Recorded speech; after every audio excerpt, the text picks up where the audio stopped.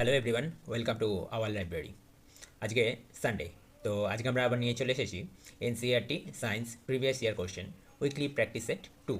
আগের সানডে আমরা weekly practice set 1 আলোচনা করেছিলাম, আর আজকে আমরা আলোচনা করব উইকলি প্র্যাকটিস সেট 2, যেখানে আমরা বেসিক থেকে অ্যাডভান্স টোটাল 50 কোশ্চেন আলোচনা করব। এবং এই প্রশ্নগুলো বিগত RRB technician, RRB NTPC, RRB ALP এবং আরআরবি গ্রুপ ডি থেকে আগত। এই যে টোটাল যে 50 কোশ্চেন, এই 50 কোশ্চেনের সেটটি আমাদের আগত আপার প্রাইমারি টেটের জন্যও ইম্পর্ট্যান্ট। আপার প্রাইমারি টেটের যে জেনারেল সায়েন্স আছে তার জন্যও ইম্পর্ট্যান্ট। ঠিক আছে, তো চলো আজকের শুরু করা যাক। প্রথম প্রশ্ন কি বলেছে দেখো, একটি উত্তল দর্পণ যদি অত্যন্ত ক্ষুদ্র ও বিন্দু সদৃশ্য একটি অসৎ বিম্ব গঠন করে, তবে বিম্বটির অবস্থান হবে কোথায় জানতে চেয়েছে। A convex mirror created a highly diminished and a point size virtual image, then the position of the image is. কী কী অপশন দিয়েছে দেখো।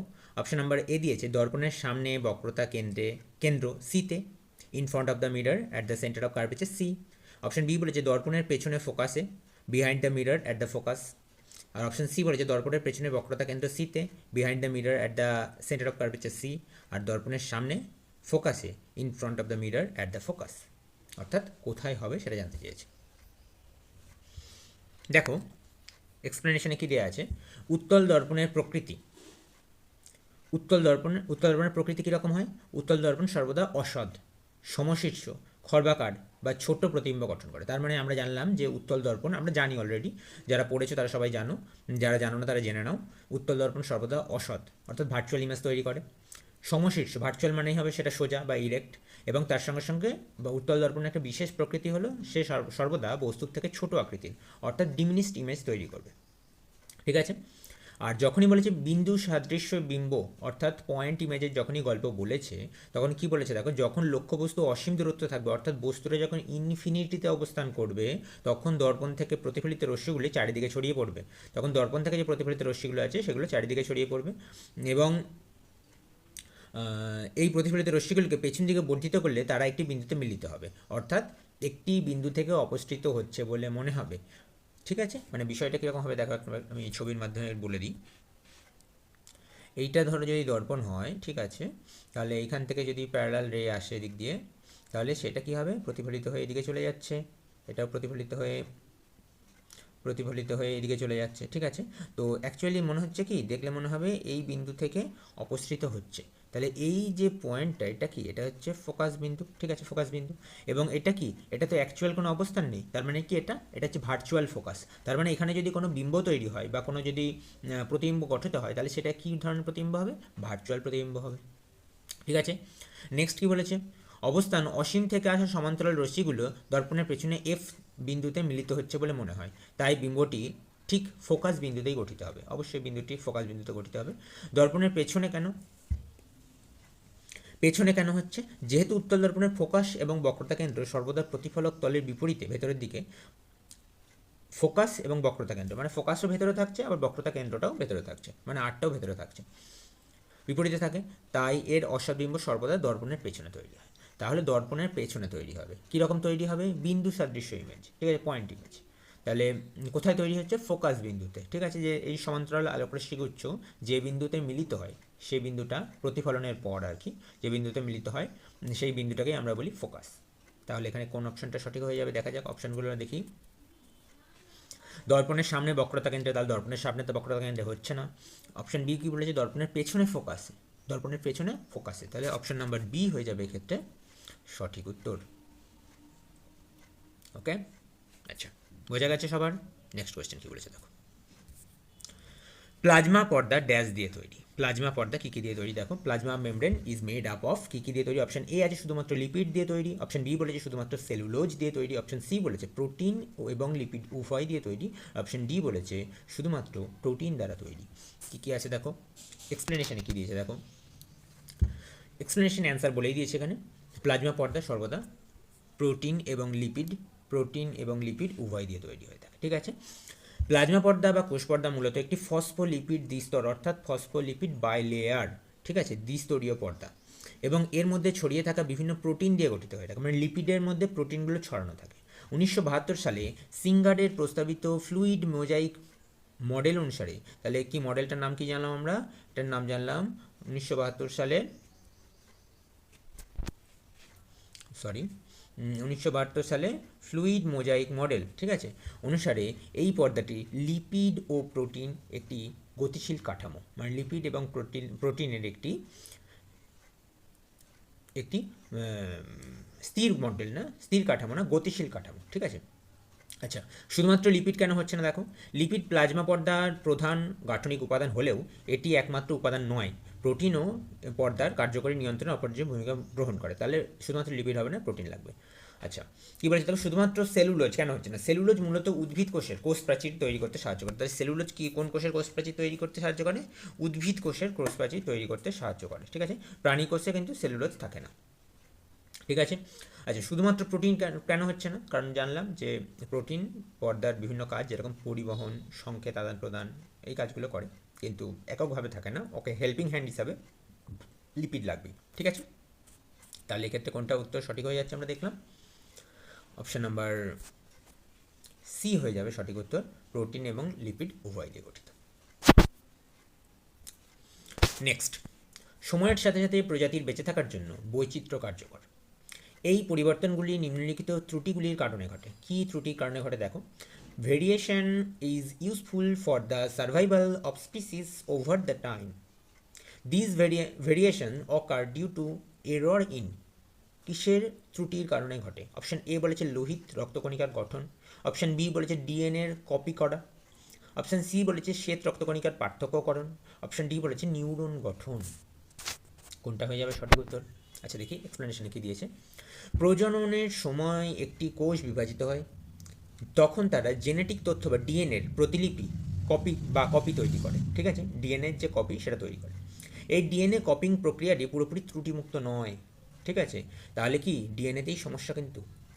এই ছোটোখাটো পরিবর্তন বা ত্রুটিগুলোকেই বলা হয়ে থাকে কি মিউটেশন। তাহলে আমরা মিউটেশন কী জানলাম, যে ডিএনএ যখন কপি হচ্ছে, এই কপি হওয়ার সময় যখন যে ত্রুটিগুলো, ছোটোখাটো ত্রুটিগুলো হয়, এই ত্রুটিগুলোকেই বলা হয়ে থাকে মিউটেশন। এই মিউটেশন থেকে কী হয়ে থাকে, ভেরিয়েশন বা বৈচিত্র্য তৈরি হয়ে থাকে। এই বৈচিত্র্যই পরিবর্তিত পরিবেশে কোনো প্রজাতিকে অভিযোজিত হতে এবং টিকে থাকতে সাহায্য করে, ঠিক আছে। তাহলে এখানে এক্ষেত্রে কোনটা অপশন হয়ে যাবে? মেন যে জায়গাটায় প্রথম সমস্যা হচ্ছে সেটা হচ্ছে ডিএনএর কপি করা। ডিএনএর কপি করাতে প্রবলেম হচ্ছে বলেই ভেরিয়েশন আসছে, প্রথমে মিউটেশন ঘটছে, তারপরে ভেরিয়েশন আসছে, ঠিক আছে। তাহলে এই ডিএনএ কপি করার যে ভুল বা ত্রুটি, এটাকেই বলছে কি মিউটেশন, নোট করে নেবে।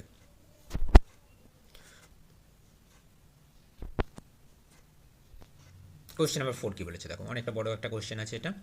বলেছে নিচে একটি বিবৃতি দেওয়া হলো যার 1 এবং 2 নম্বরযুক্ত দুটি সম্ভাব্য কারণ উল্লেখ করা হয়েছে। বিবৃতিটি মনোযোগ সহকারে পড়ুন এবং সিদ্ধান্ত নিন যে এই দুটি কারণের কোনোটি বিবৃতিতে প্রদত্ত ঘটনা বা পর্যবেক্ষণ তথ্যটি ব্যাখ্যা করে। বিবৃতি কী বলছে দেখো, অতিরিক্ত ওজন বা স্থূলতাকে এমন এক ধরনের স্বাভাবিক বা অত্যাধিক চর্বি জমা হিসাবে সঞ্চারিত করা হয় যা স্বাস্থ্যের জন্য ঝুঁকি সৃষ্টি করে।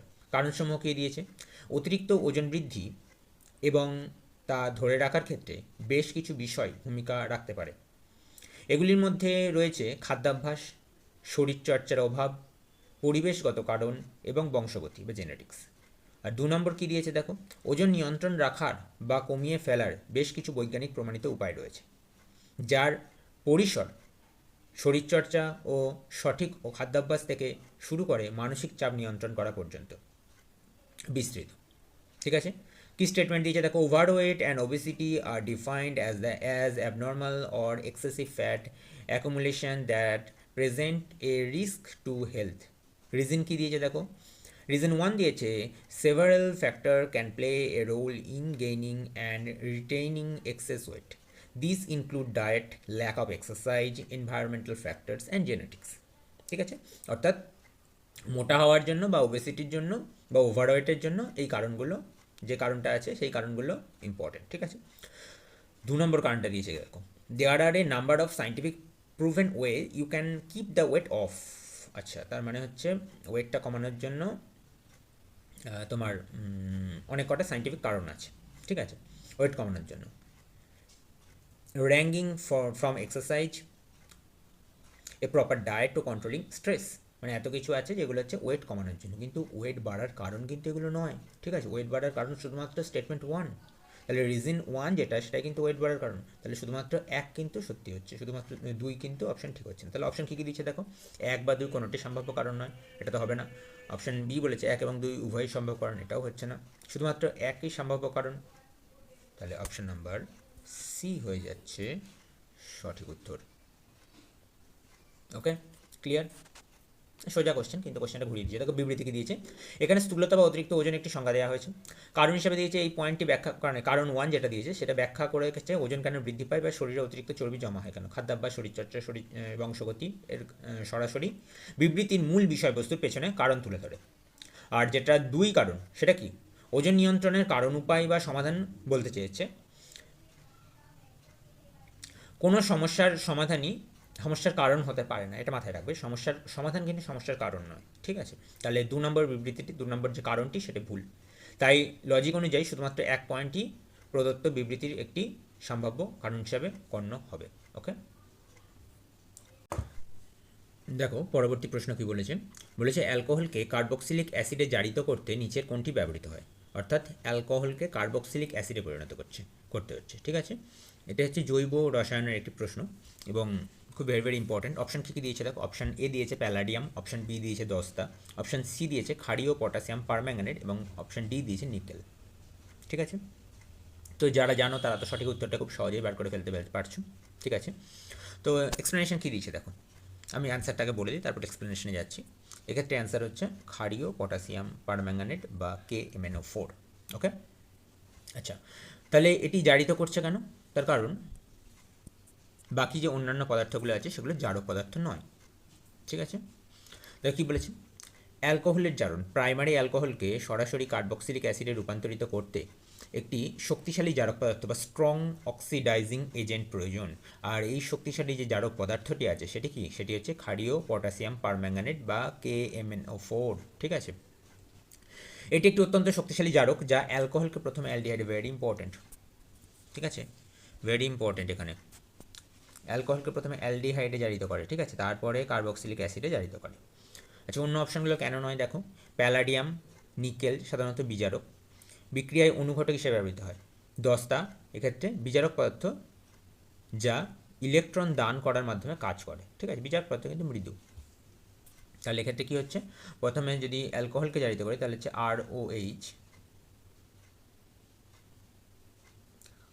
ROH থেকে জারিত হয়ে প্রথমে তৈরি করছে অ্যালডিহাইড RCHO, ঠিক আছে। তারপরে কি, তারপরে আবার জারিত হচ্ছে দিয়ে কি পরিবর্তন হচ্ছে, COOH, অর্থাৎ কার্বক্সিলিক অ্যাসিড গ্রুপে পরিণত হচ্ছে, এটা আর, ঠিক আছে। তাহলে এটা হচ্ছে অ্যালকোহল, ROH অ্যালকোহল, তার থেকে অ্যালডিহাইড তৈরি হচ্ছে RCHO, তারপর হচ্ছে RCOOH। এই হিসাবে অনুঘটক কী ব্যবহার করছে, KMnO4, ক্ষারীয় KMnO4। ওকে, ক্লিয়ার। নেক্সট কোয়েশ্চেন দেখো, উভচর প্রাণীদের হৃৎপিণ্ডে ড্যাশ প্রকোষ্ঠ বিশিষ্ট, কটি প্রকোষ্ঠ থাকে উভচর প্রাণীদের হৃৎপিণ্ডে। অপশন এ দিয়েছে একটি, অপশন বি দিয়েছে দুটি, অপশন সি দিয়েছে চারটি, আর অপশন ডি দিয়েছে তিনটি। আমরা জানি যে উভচর প্রাণীদের হৃৎপিণ্ড তিনটি প্রকোষ্ঠ বিশিষ্ট হয়, ঠিক আছে, তিনটি প্রকোষ্ঠ বিশিষ্ট হয়। এর এক্সপ্লেনেশনে কী দিয়েছে, উভচর বা অ্যাম্ফিবিয়ান্সদের হৃৎপিণ্ডে তিনটি প্রকোষ্ঠ বিশিষ্ট, দুটি অলিন্দ একটি নিলয়, মাইন্ড ইট, দুটি অলিন্দ থাকে একটি নিলয় থাকে গঠিত। ব্যাং হচ্ছে তার এক্সাম্পল, ঠিক আছে। আচ্ছা, মাছের কটি, মাছের হৃৎপিণ্ড হচ্ছে দুটি প্রকোষ্ঠ বিশিষ্ট থাকে, মাছের হৃৎপিণ্ড দুটি প্রকোষ্ঠ বিশিষ্ট। আচ্ছা, আর পাখি বা স্তন্যপায়ী প্রাণীদের হৃৎপিণ্ড কটি থাকে, এটি হচ্ছে চারটি প্রকোষ্ঠ বিশিষ্ট। মানুষের যেরকম চারটি প্রকোষ্ঠ, পাখিরও থাকে চারটি প্রকোষ্ঠ বিশিষ্ট, ঠিক আছে, দুটো অলিন্দ দুটি নিলয়। আর মাছের ক্ষেত্রে একটি অলিন্দ একটি নিলয়। আর মাথায় রাখবে উভচর প্রাণী অর্থাৎ ব্যাঙের ক্ষেত্রে দুটি অলিন্দ থাকে একটি নিলয় থাকে। ওকে, নেক্সট কোয়েশ্চেন দেখো কী বলেছে। কোয়েশ্চেন নাম্বার 7, নিচের কোনটি অন্যদের তুলনায় সমজাতীয় যৌগ নয়, সমজাতীয় যৌগ নয় কোনটা জানতে চেয়েছে। অপশান কী কী দিয়েছে, অপশান এ দিয়েছে CH3OH, অপশান বি দিয়েছে C2H5OH, অপশান সি দিয়েছে C3H7OH এবং অপশান ডি দিয়েছে C6H5OH। খুব ইজি কোয়েশ্চেন, কারণ CH3, C2H5 এবং C3H7 এই তিনটেই হচ্ছে কি অ্যালকেন মূলক, ঠিক আছে। প্রথমটা হচ্ছে CH4 থেকে আসছে CH3 অর্থাৎ মিথাইল মূলক, তারপর একটা C2H5, C2H6 থেকে আসছে অর্থাৎ ইথেন থেকে আসছে ইথাইল মূলক, ঠিক আছে। তারপরে C3H8 অর্থাৎ প্রপেন থেকে আসছে, C3H7 মূলক, প্রোপাইল মূলক। তাহলে প্রথমটা হচ্ছে মিথাইল অ্যালকোহল, তারপরটা হচ্ছে ইথাইল অ্যালকোহল, তারপরটা হচ্ছে প্রোপাইল অ্যালকোহল। আর লাস্টে যেটা আছে সেটা হচ্ছে C6H5OH, অর্থাৎ এটা হচ্ছে বেনজিন গ্রুপ আছে, এবং বেনজিন গ্রুপ থাকার জন্য এটা হয়ে যাবে বেনজাইল অ্যালকোহল বা ফেনল। ঠিক আছে, তাহলে এক্ষেত্রে কোনটার সঠিক উত্তর হয়ে যাবে? অপশন নাম্বার ডি হয়ে যাবে এক্ষেত্রে সঠিক উত্তর। কি দিয়েছে? সমজাতীয় সিরিজ বা হোমোজেনিয়াস যে সিরিজ অনুসারে যে সকল জৈব যৌগের গঠন ও ধর্ম একই রকম এবং যাদের পাশাপাশি দুটি সদস্যের মধ্যে শুধুমাত্র CH2 মূলকের পার্থক্য থাকে, যেটা দেখলাম আর কি, CH3 থেকে C2H5 হলো মাত্র CH2 পার্থক্য, তারপর হবে C3H7 হলো একটা কার্বন দুটো হাইড্রোজেনের পার্থক্য হচ্ছে, তাদেরকে সমজাতীয় যৌগ বলা হয় থাকে। অপশন এ বি সির ক্ষেত্রে কী বলছে, যেটা আমরা বললাম, CH3OHটা হচ্ছে মিথানল বা মিথাইল অ্যালকোহল, C2H5OHটা হচ্ছে ইথাইল অ্যালকোহল বা ইথানল, এবং C3H7OHটা হচ্ছে প্রোপাইল অ্যালকোহল বা প্রোপানল। এর তিনটেই হলো অ্যালকোহল শ্রেণীর অন্তর্গত অ্যালিফ্যাটিক বা মুক্ত শৃঙ্খল যৌগ, অ্যালিফ্যাটিক বা মুক্ত শৃঙ্খল যৌগ। তার ফলে হচ্ছে কি একে অপরের সমজাতীয়। কিন্তু C6H5OH যেটা, সেটা হচ্ছে ফেনল, এটি একটি অ্যারোমেটিক যৌগ এবং এর গঠন এবং রাসায়নিক ধর্ম অ্যালিফ্যাটিক অ্যালকোহলের তুলনায় ভিন্ন হয়ে থাকে। অবশ্যই অ্যারোমেটিক যৌগের ক্ষেত্রে তো অ্যালিফ্যাটিকের থেকে ধর্ম তো আলাদা হবেই, কারণ এটা বদ্ধ শৃঙ্খল আর হচ্ছে মুক্ত শৃঙ্খল। তাই এটি বাকি তিনটির সঙ্গে একই সমজাতীয় গোত্রের হবে না, অর্থাৎ অপশন ডি সঠিক উত্তর হবে এক্ষেত্রে। তারারা মিটমিট ড্যাশ কারণে করে, মানে তারারা the twinkling of star is due to dash, মানে তারারা মিটমিট করে কেন সেটা জানতে চেয়েছে। অপশন এ কী বলেছে দেখো, তারা থেকে আলোর বায়ুমণ্ডলীয় প্রতিফলন।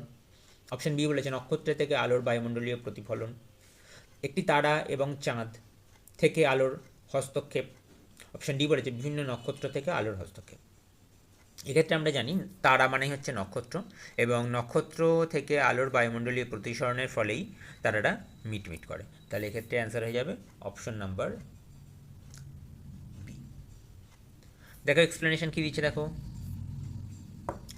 পৃথিবীর বায়ুমণ্ডলের বিভিন্ন স্তরের ঘনত্ব এবং তাপমাত্রার অনবরত পরিবর্তন হয়ে থাকে, এবং যখন নক্ষত্রের আলো এই স্তরগুলির মধ্যে দিয়ে আমাদের চোখে আসে তখন আলোর প্রতিসরণ ঘটে, অর্থাৎ রিফ্র্যাকশন ঘটে, এবং আলোর পথ বরাবর বেঁকে যায়। এর ফলে তারার অবস্থান এবং উজ্জ্বলতা আমাদের কাছে কাঁপছে বলে মনে হয়, তাই তারারা মিটমিট করে। অ্যাকচুয়ালি কিন্তু কাঁপে না। এই জিনিসটা প্রপারলি দেখলে বুঝতে পারবে, যখন একটি মিষ্টির দোকান বা তেলে ভাজার দোকান বা ফাস্ট ফুডের দোকানের সামনে দাঁড়াবে, দেখবে গরম কড়াইয়ের ওপরে দিয়ে যখন ধোঁয়াটা বেরোচ্ছে, গরম ধোঁয়াটা বেরোচ্ছে, সাদা ধোঁয়া কিন্তু নয়, তেলের যে ধোঁয়াটা বেরোচ্ছে, ওর একটা পাশ দিয়ে দেখলে দেখতে পাবে তেলের ওই পাশে, ধোঁয়ার ওই পাশে যে বস্তুগুলো আছে সেগুলো কাঁপে। ঠিক আছে, খুব হালকা হলেও কাঁপে। বা খুব দূরে সোজা রাস্তার দিকে তাকিয়ে দেখো, সোজা রাস্তা, তীব্র গরমকালে যখন সোজা রাস্তা দিয়ে যখন যাবে তখন দূরের বস্তুগুলো মনে হয় যেন কাঁপে। তার কারণ কি? তার মানে হচ্ছে ওইখানে গরম এবং ঠান্ডা স্তরের মধ্যে দিয়ে আলোকরশ্মি যখন আসে তখন বারবার তার অভিমুখ পরিবর্তন হতে থাকে, কিন্তু আমাদের চোখ তো আলোকরশ্মির বাঁকা পথ অনুসরণ করতে পারে না, সে মনে করে সোজা, তার ফলে বস্তুটা মনে হয় যেন কাঁপছে, আলোর কাঁপা পথটা মনে করে যে বস্তুটা কাঁপছে। ঠিক আছে, নেক্সট কোয়েশ্চেন কী বলেছে দেখো, কোয়েশ্চেন নাম্বার 9, নিচের কোনটি বিভব বা ভোল্টেজ নির্দেশ করে? অপশন এ বলছে কৃতকার্য ইন্টু আধান, very interesting question. Option B হচ্ছে কৃতকার্য ইন্টু আধান ইন্টু সময়। অপশন সি বলছে কৃতকার্য বাই আধান ইন্টু কারেন্ট। আর অপশন ডি বলছে কৃতকার্য বাই কারেন্ট ইন্টু সময়। তাহলে কোনটি হবে? দেখো কি বলেছে এখানে, ভোল্টেজের যে ডেফিনেশন সেটা আমরা জানি যে বৈদ্যুতিক বিভব বা ভোল্টেজ হলো প্রতি একক আধান সরাতে যে কৃতকার্য করতে হয়। ঠিক আছে, প্রতি একক আধান সরাতে যে কৃতকার্য করতে হয় সেটাই হচ্ছে কিউ। অর্থাৎ আমরা জানি, আমরা এটাও জানি W is equal two QV. ঠিক আছে, তাহলে সেখান থেকেই আসছে, দেখো এটা সেখান থেকেই আসছে, V is equal to W by Q. এবার দেখো ডাব্লিউ মানে কৃতকার্য, কিউটা হচ্ছে আধান, তো এখানে তো আধান সরাসরি অপশানে নেই, কী অপশান দেওয়া আছে, সেই অপশান অনুযায়ী চেঞ্জ করে কিউটাকে আবার ট্রান্সফার করতে হবে। কী বলেছে দেখো, তড়িৎ প্রবাহ বা কারেন্ট আই হলে প্রতি একক সময়ে প্রবাহিত আধানের পরিমাণ হচ্ছে, অর্থাৎ আই সমান সমান কিউ বাই টি হচ্ছে। এখান থেকে পাওয়া কিউ সমান কী হয়ে যাচ্ছে, আই সমান সমান প্রতি সেকেন্ডে যে পরিমাণ কারেন্ট প্রবাহিত হয় সেটাতে প্রবাহ মাত্রা, অর্থাৎ total current by total time ভাগ করলেই হয়ে যাচ্ছে প্রতি সেকেন্ডে কী পরিমাণ কারেন্ট প্রবাহিত হচ্ছে। তাহলে আই সমান সমান হয়ে যাচ্ছে কিউ বাই টি, তাহলে কিউ সমান সমান হয়ে যাচ্ছে আই ইন্টু টি। তাহলে কিউর জায়গায় ওখানে এখানটা বসিয়ে দিলাম, এখানটা বসিয়ে দিলাম I into I into T, ঠিক আছে, এই যে বসিয়ে দিয়েছি এখানে আই ইন্টু টি, তাহলে হয়ে যাচ্ছে যে ভোল্টেজ সমান সমান কৃতকার্য বাই কারেন্ট ইন্টু সময়, ঠিক আছে। তাহলে এক্ষেত্রে অ্যান্সার কোনটা হয়ে যাবে, কৃতকার্য বাই কারেন্ট ইন্টু সময়, অপশন নাম্বার ডি হয়ে যাবে এক্ষেত্রে সঠিক উত্তর। ওকে, বুঝতে না পারলে কমেন্টে জানাবে, ঠিক আছে।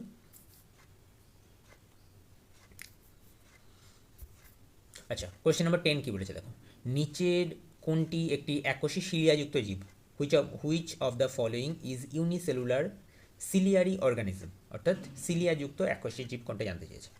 অপশন এ বলেছে প্যারামিসিয়াম, অপশন বি বলেছে টিক্স, অপশন সি বলেছে লিচেস, আর অপশন ডি বলেছে অ্যামিবা। অ্যামিবা ছাড়া অপশন বি আর অপশন সি যেটা টিক্স আর লিচেস যেটা, সেই দুটো কিন্তু এককোষী নয়, বহুকোষী জীব। লিচেস মানে হচ্ছে জোঁক আর টিক্স মানে হচ্ছে পোকা, ঠিক আছে। তাহলে প্যারামিসিয়াম আর অ্যামিবার মধ্যে কোনটা হবে, দেখো কি বলেছে। প্যারামিসিয়াম একটি এককোষী ইউনিসেলুলার জীব যার পুরো দেহ হাজার হাজার সূক্ষ্ম চুলের মতো গঠন বা সিলিয়া দ্বারা আবৃত থাকে। তাহলে চুলের মতো গঠন বা সিলিয়া দ্বারা আবৃত থাকে কি, প্যারামিসিয়াম, ঠিক আছে। আচ্ছা, এই সিলিয়াগুলো পানির মধ্যে বৈঠার মতো কাজ করে, অর্থাৎ ওটার দ্বারা সাঁতার কেটে কেটে সে মুভ করে এবং জীবটিকে চলাফেরা করতে, খাদ্য সংগ্রহ করতে সাহায্য করে। এটি প্রোটিস্টা মাইন্ডিড, পরীক্ষায় কোশ্চেন দেয় এটা থেকে। প্যারামিসিয়াম কোন রাজ্যের অন্তর্গত, সেটা হচ্ছে প্রোটিস্টা রাজ্যের অন্তর্গত, এবং একটি ইউক্যারিওটিক জীব, প্রোক্যারিওটিক নয় কিন্তু, ইউক্যারিওটিক অর্থাৎ আধুনিক কোষযুক্ত জীব, ঠিক আছে। আচ্ছা, অ্যামিবা কেন হবে না, অ্যামিবা হচ্ছে তার চলাফেরা করার জন্য খড়পদ না, এটার কারেকশন করে নেবে, ক্ষণপদ বা সিউডোপোডিয়া, ঠিক আছে, ব্যবহার করে, ঠিক আছে, সিলিয়া নয়, এটা মাথায় রাখবে। আর যেটা বললাম আমরা টিক্স বা উকুন আর লিচেস মানে হচ্ছে জোঁক, এইগুলো হচ্ছে এককোষী জীব নয়, এগুলো হচ্ছে বহুকোষী জীব। তাহলে এক্ষেত্রে অ্যান্সার কোনটা হয়ে যাচ্ছে, এক্ষেত্রে অ্যান্সার হয়ে যাচ্ছে অপশন নাম্বার এ, প্যারামেসিয়াম। ওকে, ভেরি গুড। কোয়েশ্চেন নাম্বার 11 কী বলেছে দেখো, যদি পৃষ্ঠতলের ক্ষেত্রফল বৃদ্ধি পায় তবে বাষ্পীভবনের হার কীভাবে বাড়বে, কী পরিবর্তন হবে। অপশন এ বলেছে, প্রথমে দেখো ইংলিশটাকে পড়ে নিই, if the surface area is increased the rate of evaporation is. Option A বলেছে প্রথমে বৃদ্ধি পায় তারপর হ্রাস পায়, অপশন বি বলেছে বৃদ্ধি পায়, অপশন সি বলেছে অপরিবর্তিত থাকে, অপশন ডি বলেছে হ্রাস পায়। কোনটা হবে সঠিক উত্তর দেখো। আচ্ছা, এক্সপ্লেনেশন কী বলেছে দেখে নিই। বাষ্পীভবন একটি পৃষ্ঠতলীয় ঘটনা বা সারফেস ফেনোমেনন। পৃষ্ঠতলের ক্ষেত্রফল যত বেশি হয় তরলের উপরিতলের অণুগুলি তত বেশি পরিমাণ বাতাসের সংস্পর্শে আসে, এর ফলে বেশি সংখ্যক অণু শক্তি সংগ্রহ করে দ্রুত বাষ্পে পরিণত হতে পারে, অর্থাৎ বাতাসের অণুগুলোর কথা বলছে। উদাহরণ কি বলছে, একটি কাপ রাখা যা চা অপেক্ষা একটি ছড়ানো প্লেটে, অর্থাৎ আমরা যখন চা খাই, চা গরম, চাকে ঠান্ডা করার জন্য কী করি, প্লেটে ঢেলে নিই। প্লেটে ঢাললে কী হয়, তার যে এরিয়া বা সারফেস এরিয়া বা পৃষ্ঠতলের যে ক্ষেত্রফল সেটা বেড়ে যাচ্ছে, তার ফলে কী হচ্ছে, তাড়াতাড়ি ঠান্ডা হয়ে যাচ্ছে, তাই জন্য চা দ্রুত ঠান্ডা হয়, কারণ প্লেটের উপরিভাগের ক্ষেত্রফল বেশি হওয়ার জন্য এখানে বাষ্পীভবনের হার বেশি হচ্ছে। তাহলে এটা কোন অপশানটা সঠিক হয়ে যাচ্ছে, বাষ্পীভবনের হার কী হবে, বৃদ্ধি পাবে। কোয়েশ্চেন নাম্বার 12 কী বলেছে দেখো, নিচের কোনটি একটি সম্পৃক্ত কার্বন যৌগ। সম্পৃক্ত কার্বন বলতে আমরা কি জানি, যেখানে দুটি কার্বনের মধ্যে কার্বন 3 রকমের বন্ড হয় আমরা জানি, carbon single bond, double bond আর ট্রিপল বন্ড, ঠিক আছে। এখানে এই যে ডবল বন্ড আর ট্রিপল বন্ডের যে ব্যাপারটা আছে সেটা কি,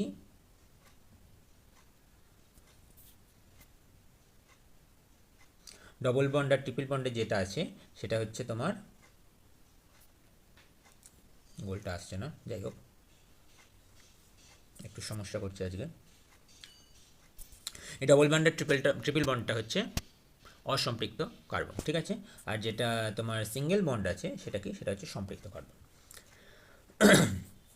কী কী অপশান আছে দেখো, একটা হচ্ছে অ্যালকাইন, ইথিলিন, অ্যালকিন আর অ্যালকেন, ঠিক আছে। তাহলে অ্যালকেন মানে হচ্ছে কার্বন সিঙ্গেল বন্ড, মুক্ত শৃঙ্খল যৌগ, তাহলে এক্ষেত্রে অ্যান্সার হয়ে যাবে অপশান ডি, অ্যালকেন, ঠিক আছে। এক্সপ্লেনেশনে কী দিয়েছে দেখো, অ্যালকেন বলছে, অবশ্যই অ্যালকেন হলো সম্পৃক্ত হাইড্রোকার্বন বা স্যাচুরেটেড হাইড্রোকার্বন, কারণ এতে কার্বন পরমাণুগুলি একে অপরের সাথে শুধুমাত্র একক বন্ধনী বা সিঙ্গেল বন্ড দ্বারা যুক্ত থাকে। এদের সাধারণত সংকেত হলো CnH2n+2, ঠিক আছে। উদাহরণ কী আছে, উদাহরণ হচ্ছে মিথেন, ইথেন, এগুলো হচ্ছে উদাহরণ। আচ্ছা, অন্যান্য অপশানগুলো কী কী আছে, অপশান নম্বর বি আছে দেখো অ্যালকিন, অপশান নম্বর এ আছে দেখো অ্যালকিন। অ্যালকিনটা কি, অ্যালকিনটা হচ্ছে অসম্পৃক্ত যৌগ, এতে কার্বন কার্বন দ্বিবন্ধন বা ডবল বন্ড থাকে, তাহলে ডবল বন্ড মুক্ত শৃঙ্খল যৌগকে কী বলবো? অ্যালকিন। ঠিক আছে, আর অ্যালকাইন কাকে বলবো? তাকে বলছে এটা হচ্ছে অসম্পৃক্ত যৌগ এবং ট্রিপল বন্ড মুক্ত শৃঙ্খল যৌগকে বলবো অ্যালকাইন। ঠিক আছে, অ্যালকাইন। তাহলে এই দুটো কিন্তু আমরা এক্সট্রা পয়েন্ট জানলাম এবং ভেরি ভেরি ইম্পর্টেন্ট পয়েন্ট। ঠিক আছে, আচ্ছা নেক্সট কী বলেছে? ইথিলিন হচ্ছে C2H4, এটি একটি দ্বিবন্ধন যৌগ এবং ইথিলিনটা হচ্ছে দুটো কার্বনযুক্ত অ্যালকিন। তাহলে এক্ষেত্রে অ্যান্সার কোনটা হয়ে যাবে? এক্ষেত্রে অ্যান্সার হয়ে যাবে অ্যালকিন, অপশন নাম্বার ডি হয়ে যাবে সঠিক উত্তর। ওকে, next question.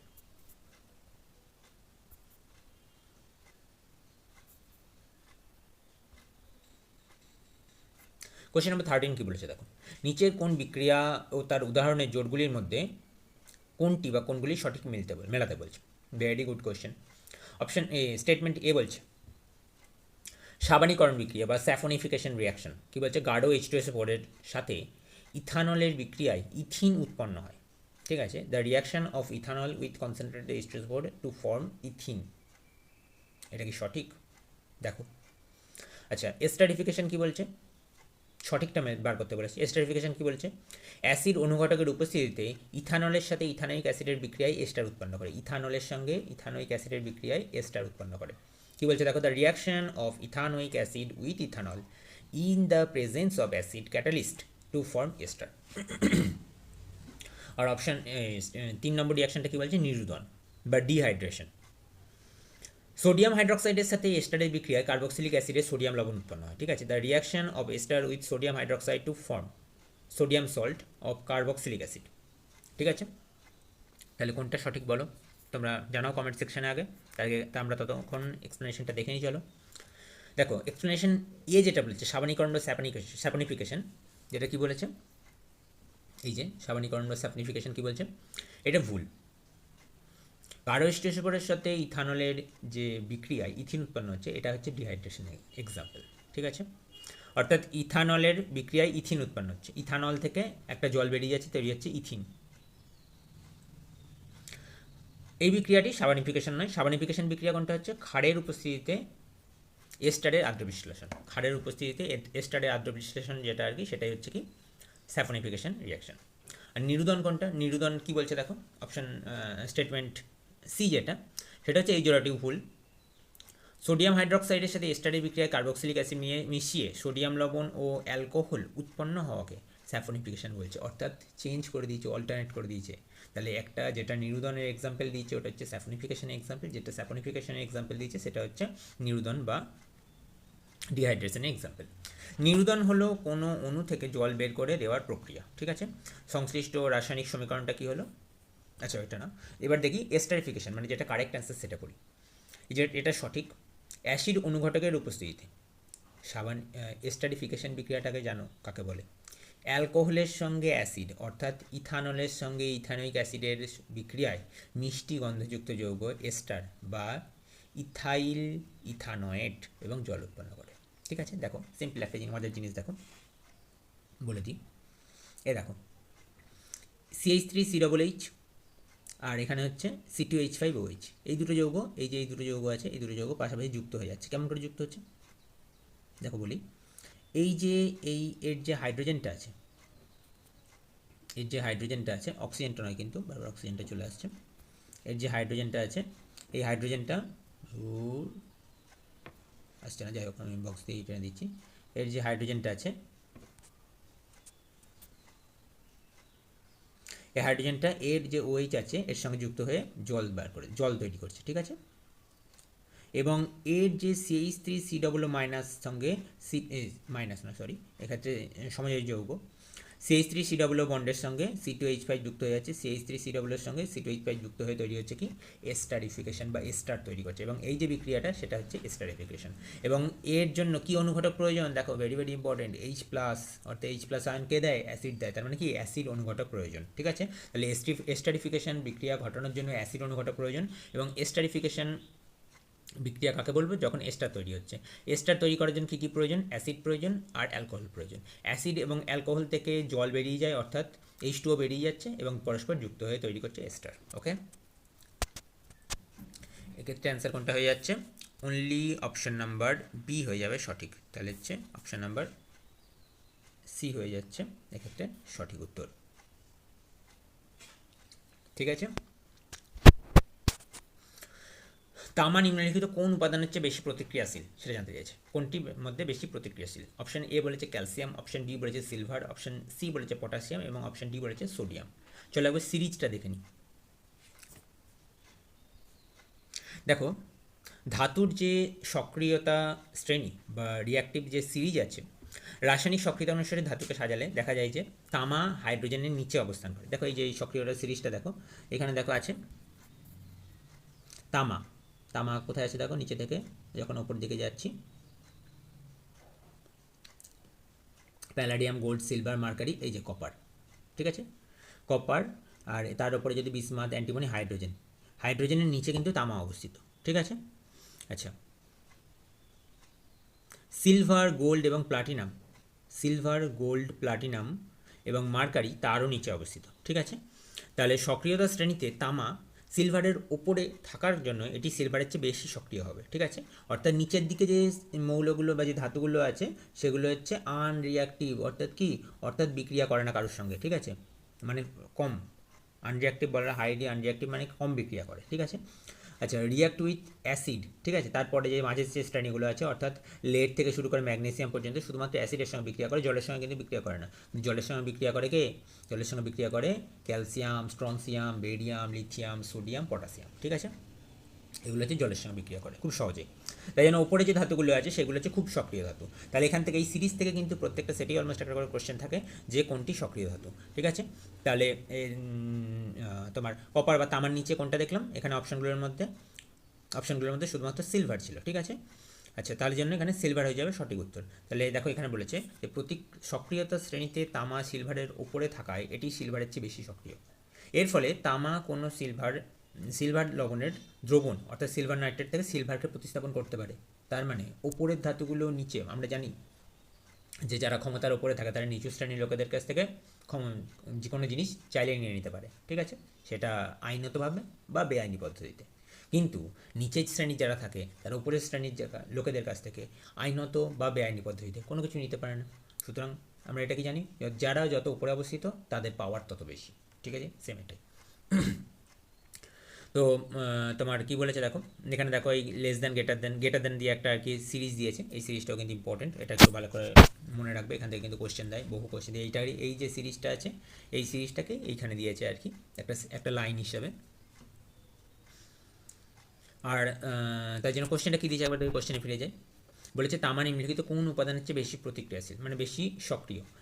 Copper is more reactive than which of the following, তাহলে তামার থেকে নিচে যেটা আছে তার থেকে বেশি বেশি প্রতিক্রিয়াশীল হয়ে যাবে। ক্যালসিয়ামটা অনেক উপরে আছে, পটাশিয়াম তার নিচে অবস্থিত, সোডিয়ামও অনেক উপরে আছে। ঠিক আছে, তাহলে এদের পাওয়ার অনেক বেশি, সিলভারের পাওয়ার আবার কম, তাই জন্য সিলভার হচ্ছে তামার থেকে কম প্রতিক্রিয়াশীল। কোয়েশ্চেন নাম্বার 15 কী বলছে দেখো, জৈব বিয়োজ্য পদার্থসমূহ নিচের কোনটির ক্রিয়ায় সরলতম পদার্থে বিকৃত হয়।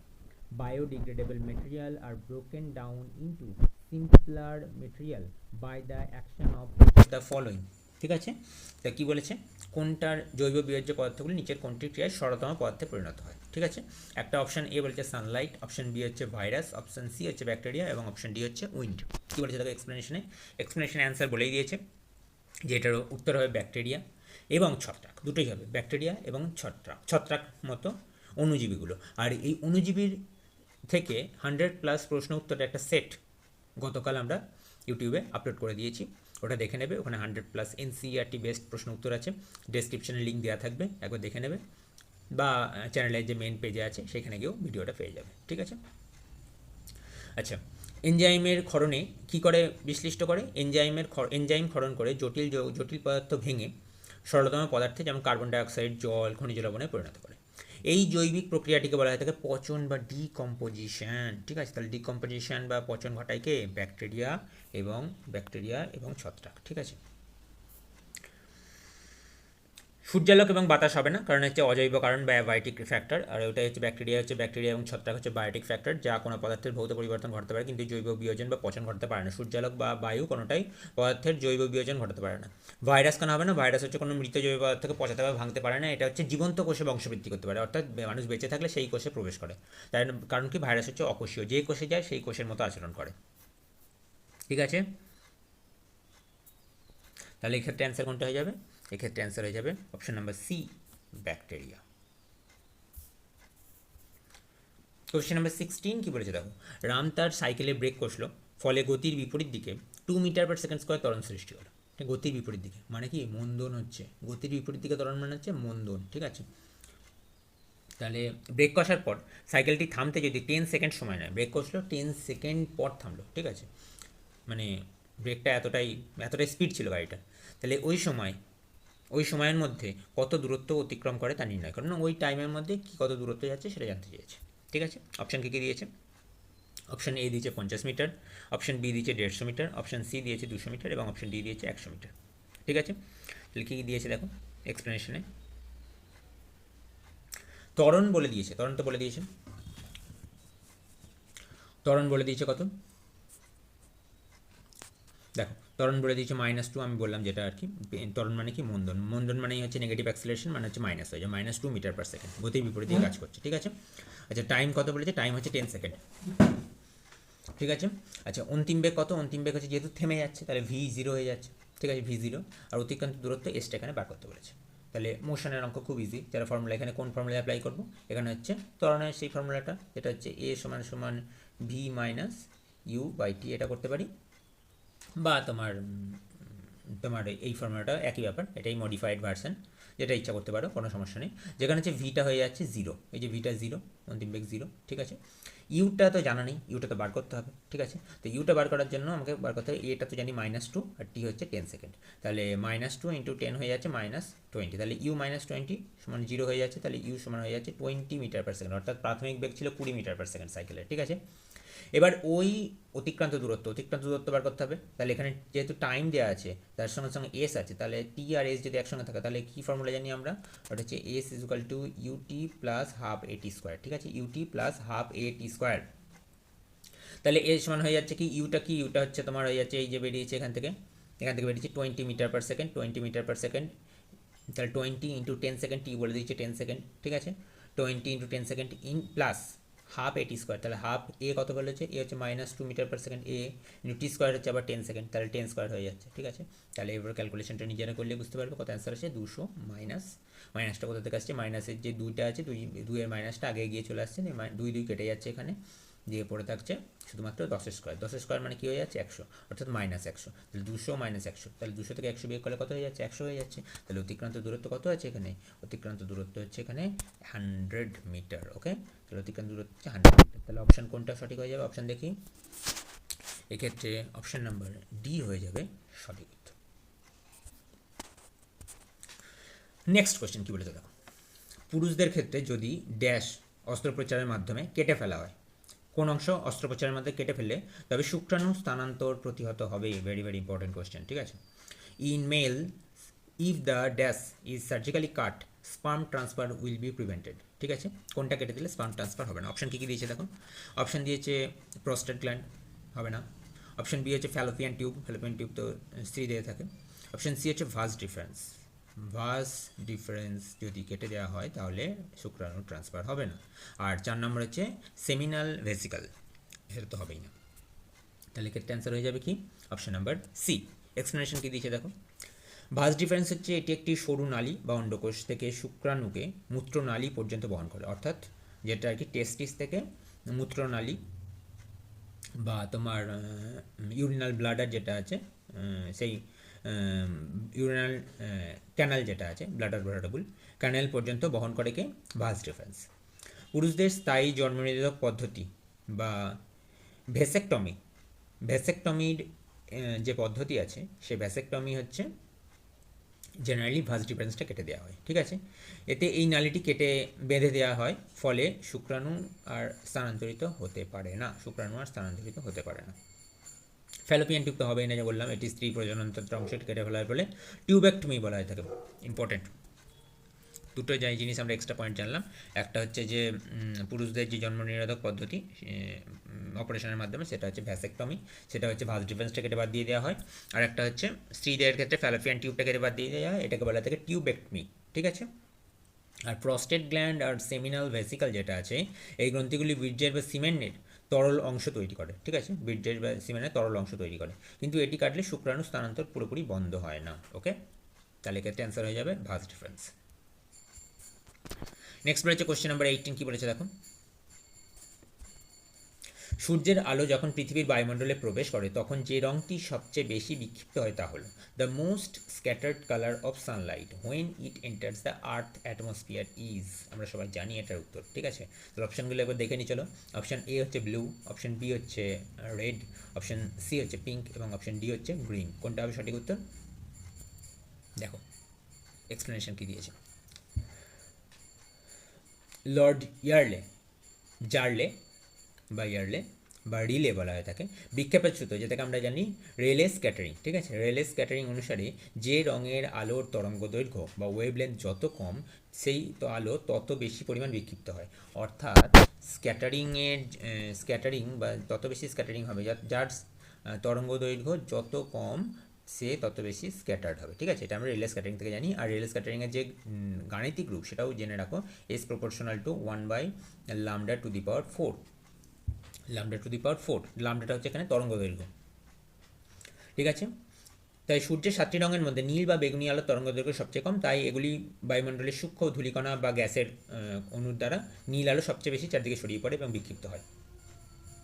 এই কারণে আমরা দিনের বেলায় আকাশকে নীল দেখি, ঠিক আছে। নীল আলো সবথেকে বেশি বিক্ষিপ্ত হয়, তাই জন্য আকাশকে নীল দেখি, ঠিক আছে।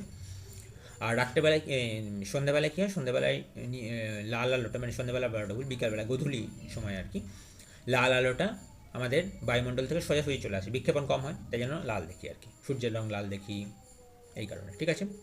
আর এই যে আমরা জানি লাল আলোর তোমার স্ক্যাটারিং সব থেকে কম, ঠিক আছে। এটা কোন সূত্র থেকে পাই, পরীক্ষা কোশ্চেন দেয় একটা, সেটা কোনটা, সেটা হচ্ছে রিলে স্ক্যাটারিং সূত্র। সেই সূত্রটা কোনটা, S proportional to λ⁴ okay, very very important. Next question দেখো কী বলছে। পদার্থের নিচের কোন অবস্থাগুলো অত্যন্ত সংকোচনযোগ্য? Which of the following state of matter is or are highly compressible? Option A বলেছে both solid state and liquid state, অর্থাৎ তরল এবং কঠিন উভয়ই। অপশান বি বলেছে সলিড স্টেট, কঠিন অবস্থা। অপশান সি বলেছে গ্যাসিয়াস স্টেট, গ্যাসীয় অবস্থা। অপশান ডি বলেছে লিকুইড স্টেট বা তরল অবস্থা। কোনটা হবে দেখো। তো আমরা জানি সব থেকে অত্যন্ত সংকোচনযোগ্য, দেখি এক্সপ্লেনেশন কী দিয়েছে। গ্যাসীয় অবস্থার পদার্থের অণুগুলির মধ্যে প্রচুর ফাঁকা স্থান থাকে বা আণবিক যে স্থান, সেটা বাইরের থেকে চাপ প্রয়োগ করলে অণুগুলি খুব সহজেই একে অপরের কাছাকাছি চলে আসতে পারে এবং আয়তন ব্যাপকভাবে হ্রাস পায়। এই বৈশিষ্ট্যের কারণেই অত্যন্ত সংকোচনযোগ্য গ্যাসীয় পদার্থ। উদাহরণ হিসেবে কি, এলপিজি। বর্তমানে এলপিজি নিয়ে এত ক্রাইসিস চলছে, তো এলপিজি আমাদের খুব একটা পরিচিত নাম। এবং এলপিজি মানে কি, লিকুইফাইড পেট্রোলিয়াম গ্যাস। পেট্রোলিয়াম কিন্তু গ্যাস, পেট্রোলিয়াম গ্যাসকে লিকুইফাইড মানে তরল করা হচ্ছে। কীভাবে তরল করা হচ্ছে? অতি চাপে এতটাই চাপ দেওয়া হয়েছে যাতে কি তার অণুগুলি কাছাকাছি এসে তরলে রূপান্তর হয়ে গেছে, ঠিক আছে। বা সিএনজি, কমপ্রেসড ন্যাচারাল গ্যাসেও তরল অবস্থায় থাকে। গ্যাসকে উচ্চ চাপে সংকুচিত করে সিলিন্ডারে ভরা হয়, ঠিক আছে। কঠিন ও তরল অবস্থা হবে না, কারণ কঠিন পদার্থের অণুগুলি ঠাসাঠাসি করে থাকে, প্রায় সংকুচিত করা যায় না প্রায় সমস্ত পদার্থের ক্ষেত্রে করা যায় এরকম নয়, কিছু কিছু পদার্থে করা যায়। তরল পদার্থের অণুগুলির মধ্যে ফাঁকা স্থান জায়গা থাকলেও তা গ্যাসের তুলনায় অনেকক্ষণ থাকে, তাই তরলের যে সামান্য সংকোচনযোগ্য হলেও তা গ্যাসের মতো অত্যন্ত নয়। তাহলে এক্ষেত্রে অ্যান্সার কোনটা হয়ে যাবে? এক্ষেত্রে অ্যান্সার হয়ে যাবে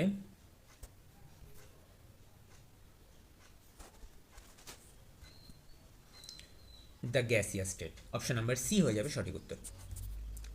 কোশ্চেন নাম্বার 20 কি বলেছে দেখো। বলেছে শ্বসন সম্পর্কিত নিচের কোন বিবৃতিটি সঠিক জানতে চেয়েছে। ইস্টে গাঁজানো প্রক্রিয়ার সময় পাইরুভেট ইথানল ও কার্বন ডাইঅক্সাইডে রূপান্তরিত হয়।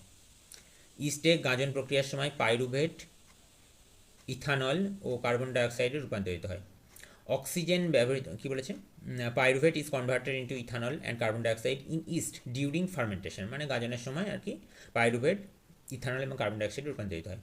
2 নম্বর স্টেটমেন্ট কী বলেছে, অক্সিজেন ব্যবহার করে পাইরুভেটের ভাঙন ক্লোরোপ্লাস্টে ঘটে। The breakdown of pyruvate using oxygen take place in chloroplast. আর 3 নম্বর স্টেটমেন্ট কী বলেছে, পেশিকোষে পাইরুভেট ল্যাকটিক অ্যাসিডে রূপান্তরিত হয়। In muscle cell pyruvate is converted into lactic acid. বিবৃতি একটা কী বলেছে, ইস্টে অবাধ শ্বসন বা গাঁজন প্রক্রিয়ার সময় পাইরুভেট ভেঙে ইথানল এবং কার্বন ডাইঅক্সাইড তৈরি করে, এটা সঠিক। ঠিক আছে। বিবৃতি 2টা কী বলেছিল, অক্সিজেন ব্যবহার করে পাইরুভেট সম্পূর্ণ ভাঙন বা সবাত শ্বসন ক্লোরোপ্লাস্টে ঘটে না, এটি মাইটোকন্ড্রিয়াতে ঘটে। তাহলে ক্লোরোপ্লাস্টে কী ঘটে, ক্লোরোপ্লাস্টের সালোক সংশ্লেষ ঘটে। তাহলে বিবৃতি 2 যেটা সেটা ভুল। আর বিবৃতি 3 কী বলেছে, যখন আমাদের পেশিকোষে অক্সিজেনের অভাব দেখা যায়, যেমন কঠোর পরিশ্রমের সময়, তখন পাইরুভেট ল্যাকটিক অ্যাসিডে রূপান্তরিত হয়, এর ফলে পেশিতে টান বা ক্রাম্প ধরে। ঠিক আছে। তাহলে বিবৃতি 1ও সঠিক হচ্ছে, বিবৃতি 2টা ভুল হচ্ছে, আর বিবৃতি 3টা সঠিক হচ্ছে। তাহলে 1 আর 3 সঠিক। তাহলে কোন অপশানটা সঠিক দেখো, only option number C, only 1 and 3। ঠিক আছে। কোশ্চেন নাম্বার 21 কী বলেছে দেখো, সঠিক বিকল্পটি নির্বাচন করুন। আইসোবারগুলির পারমাণবিক সংখ্যা ভিন্ন কিন্তু ড্যাশ, মানে কোনটা সমান জানতে চাইছে। Isobar have different atomic number but the dash, কোনটা সেম জানতে চাইছে। অপশন এ বলেছে same number of electron, option B বলেছে same atomic mass, option C বলেছে সেম নাম্বার অফ প্রোটন, আর অপশন ডি বলেছে ডিফারেন্ট অ্যাটমিক মাস। কোনটা হবে দেখো, এক্সপ্লেনেশন কী দিয়েছে দেখো। এক্সপ্লেনেশন দিয়েছে, আইসোবার যে সমস্ত পরমাণুর পারমাণবিক সংখ্যা, আইসোবার কি, যে সমস্ত পরমাণুর পারমাণবিক সংখ্যা বা পারমাণবিক ক্রমাঙ্কটা ভিন্ন হয়ে থাকে, কিন্তু পারমাণবিক ভর বা ভর সংখ্যা এটা একই হয়ে থাকে, তাদের আইসোবার বলা হয়ে থাকে। এবং এটা অবশ্যই মনে রাখবে, যেহেতু পারমাণবিক সংখ্যা ভিন্ন হচ্ছে, তার মানে কি দুটি পরমাণুও ভিন্ন হয়ে যাচ্ছে, ভিন্ন মৌলের পরমাণু হয়ে যাচ্ছে। অর্থাৎ যেরকম ধরো এক্সাম্পল দিচ্ছে একটা, আর্গনের ক্ষেত্রে আর্গন 1840, আর এখানে কি দিয়েছে ক্যালসিয়াম 2040। তাহলে আর্গনের পারমাণবিক ক্রমাঙ্ক হচ্ছে 18, ক্যালসিয়ামের হচ্ছে 20, কিন্তু উভয়েরই ভর সংখ্যা হচ্ছে 40। এটা ইংলিশে বাংলায় হয়ে গেছে, ওটা একটু কারেকশন করে নেবে। দুটোরই ভর সংখ্যা হচ্ছে 40। ঠিক আছে।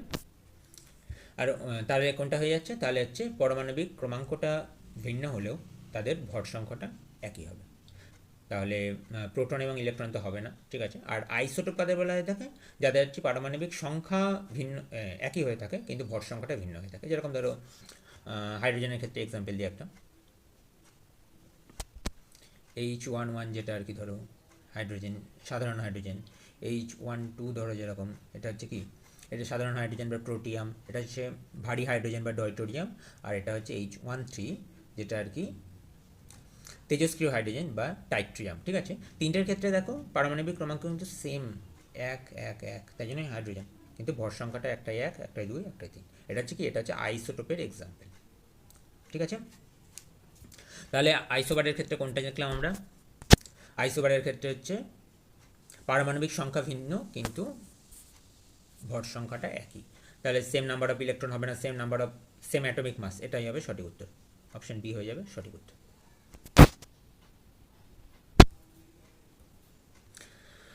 সর্বজনীন মহাকর্ষ ধ্রুবকের একক কি? What is the unit of universal gravitational constant? বার করো এটা তোমরা। আমি তোমার একটু ওয়াটার ব্রেক নিয়ে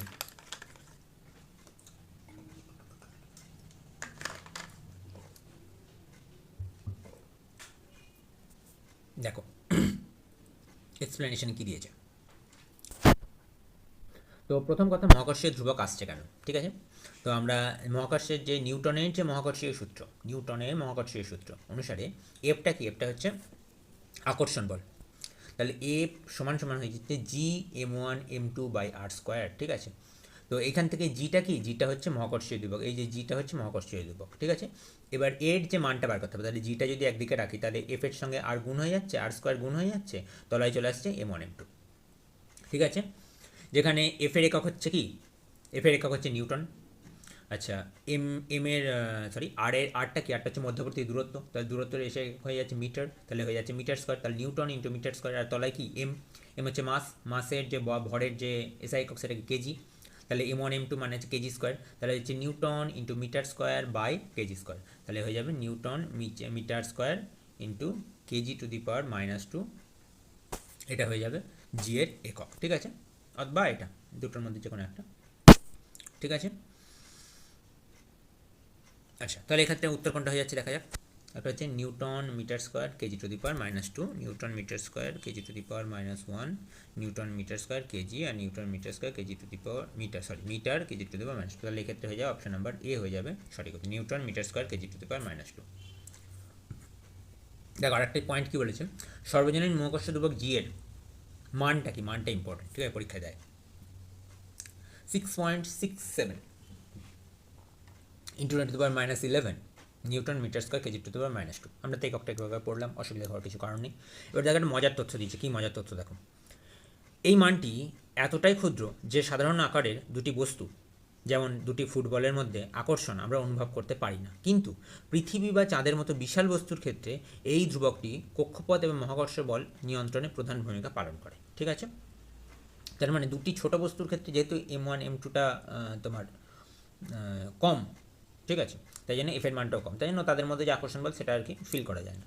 কিন্তু পৃথিবী আর চাঁদ দুটোর M1 M2 বিশাল বেশি, অনেক বেশি, বিশাল বড়, তাদের ক্ষেত্রে যে আকর্ষণ বল বা এফটা তখন আর কি কাজ করে। এবার দেখো এই যে স্মল জি দ্বারা কি প্রকাশ করা হয়, স্মল জি দ্বারা অভিকর্ষজ ত্বরণ প্রকাশ করা হয়, আমরা জানি সেটা, আর ক্যাপিটাল জি দ্বারা মহাকর্ষীয় ধ্রুবক প্রকাশ করা হয়। ঠিক আছে, না জানতে চাই না।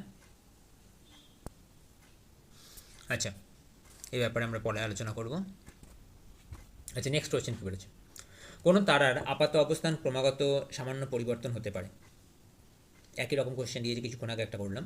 কোনো তারার আপাত অবস্থান ক্রমাগত সামান্য পরিবর্তন হতে পারে কারণ the apparent position of the star keeps on changing slightly because. Option A বলেছে তারাগুলি পৃথিবীর পৃষ্ঠের খুব কাছাকাছি অবস্থান করে, stars are very close to surface of the earth, একদমই নয়। বায়ুমণ্ডলের বিভিন্ন স্তরের ঘনত্ব একই, difference layer of the atmosphere are same density, কখনোই নয়। বায়ুমণ্ডলের বিভিন্ন স্তরের ঘনত্ব ভিন্ন ভিন্ন, different layer of the atmosphere have different density, অবশ্যই বায়ুমণ্ডলের বিভিন্ন স্তরের ঘনত্ব ভিন্ন ভিন্ন, আর তারার নিজস্ব কোনো আলো নেই, star doesn't have its own light, এটা তো হবেই না। তাহলে কোনটা হচ্ছে দেখি, এক্সপ্লেনেশনটা দেখি। বায়ুমণ্ডলের প্রতিসরণ, পৃথিবীর বায়ুমণ্ডলের বিভিন্ন স্তরে বিভিন্ন, তাই প্রতিটি স্তরে তাপমাত্রা এবং ঘনত্ব আলাদা। ঘনত্বের পরিবর্তনের জন্য নক্ষত্রের আলো যখন মহাকাশ দিয়ে বায়ুমণ্ডলে প্রবেশ করে তখন এটি বিভিন্ন ঘনত্বের মধ্যে দিয়ে যাওয়ার সময় ক্রমাগত বেঁকে যায় বা প্রতিষ্ঠিত হয়। আপাত অবস্থান পরিবর্তন হয় যেহেতু বাতাসের এই স্তরগুলি স্থির নয় এবং এদের ঘনত্ব ও তাপমাত্রার অনবরত পরিবর্তন হচ্ছে, তাই প্রতিসরণের মাত্রাও বরাবর বদলে যায় এবং এর ফলে আমাদের চোখে তারার অবস্থানের সামনে কাঁপছে বা পরিবর্তন হতে মনে হয়। একটু আগে একটা সেম টাইপের কোশ্চেন ছিল যে তারারা মিটমিট করে কেন, ঠিক আছে, সেটাও একই জিনিস। তাহলে এক্ষেত্রে অ্যান্সার কোনটা হয়ে যাবে, অপশন নাম্বার সি হয়ে যাবে এক্ষেত্রে সঠিক উত্তর, বায়ুমণ্ডলের বিভিন্ন স্তরের ঘনত্ব ভিন্ন ভিন্ন। দেখো কোশ্চেন নাম্বার 24 কী বলেছে, নিচের কোন বিবৃতিটি বা বিবৃতিগুলি সঠিক। কিছু ধাতুকে পিটিয়ে পাতলা পাতে পরিণত করা হয়, এই ধর্মকে নমনীয়তা বলা হয়। Some metal can be beaten into thin sheet, the property is called malleability. অনেকেই জানো মোস্ট মেলিয়াবল মেটাল বা মেলিয়াবিলিটি সব থেকে বেশি কার, কমেন্টে জানাও, যারা জানো তাড়াতাড়ি কমেন্টে জানাও। 2 নম্বর স্টেটমেন্ট কী বলেছে, ধাতুকে টেনে সরু তারে পরিণত করা হলো, metals can be drawn into thin wire. ধাতু তাপের সুপরিবাহী, অর্থাৎ metal are good conductor of hit.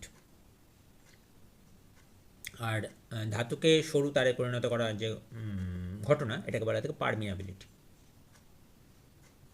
ঠিক আছে, তাহলে এক্ষেত্রে কোনটা সঠিক, দেখো এক্সপ্লেনেশনে কী বলেছে, সরি পারমিয়াবিলিটি না ডাক্টিলিটি, সরি ডাক্টিলিটি, ঠিক আছে, পারমিয়াবিলিটি তো আলাদা।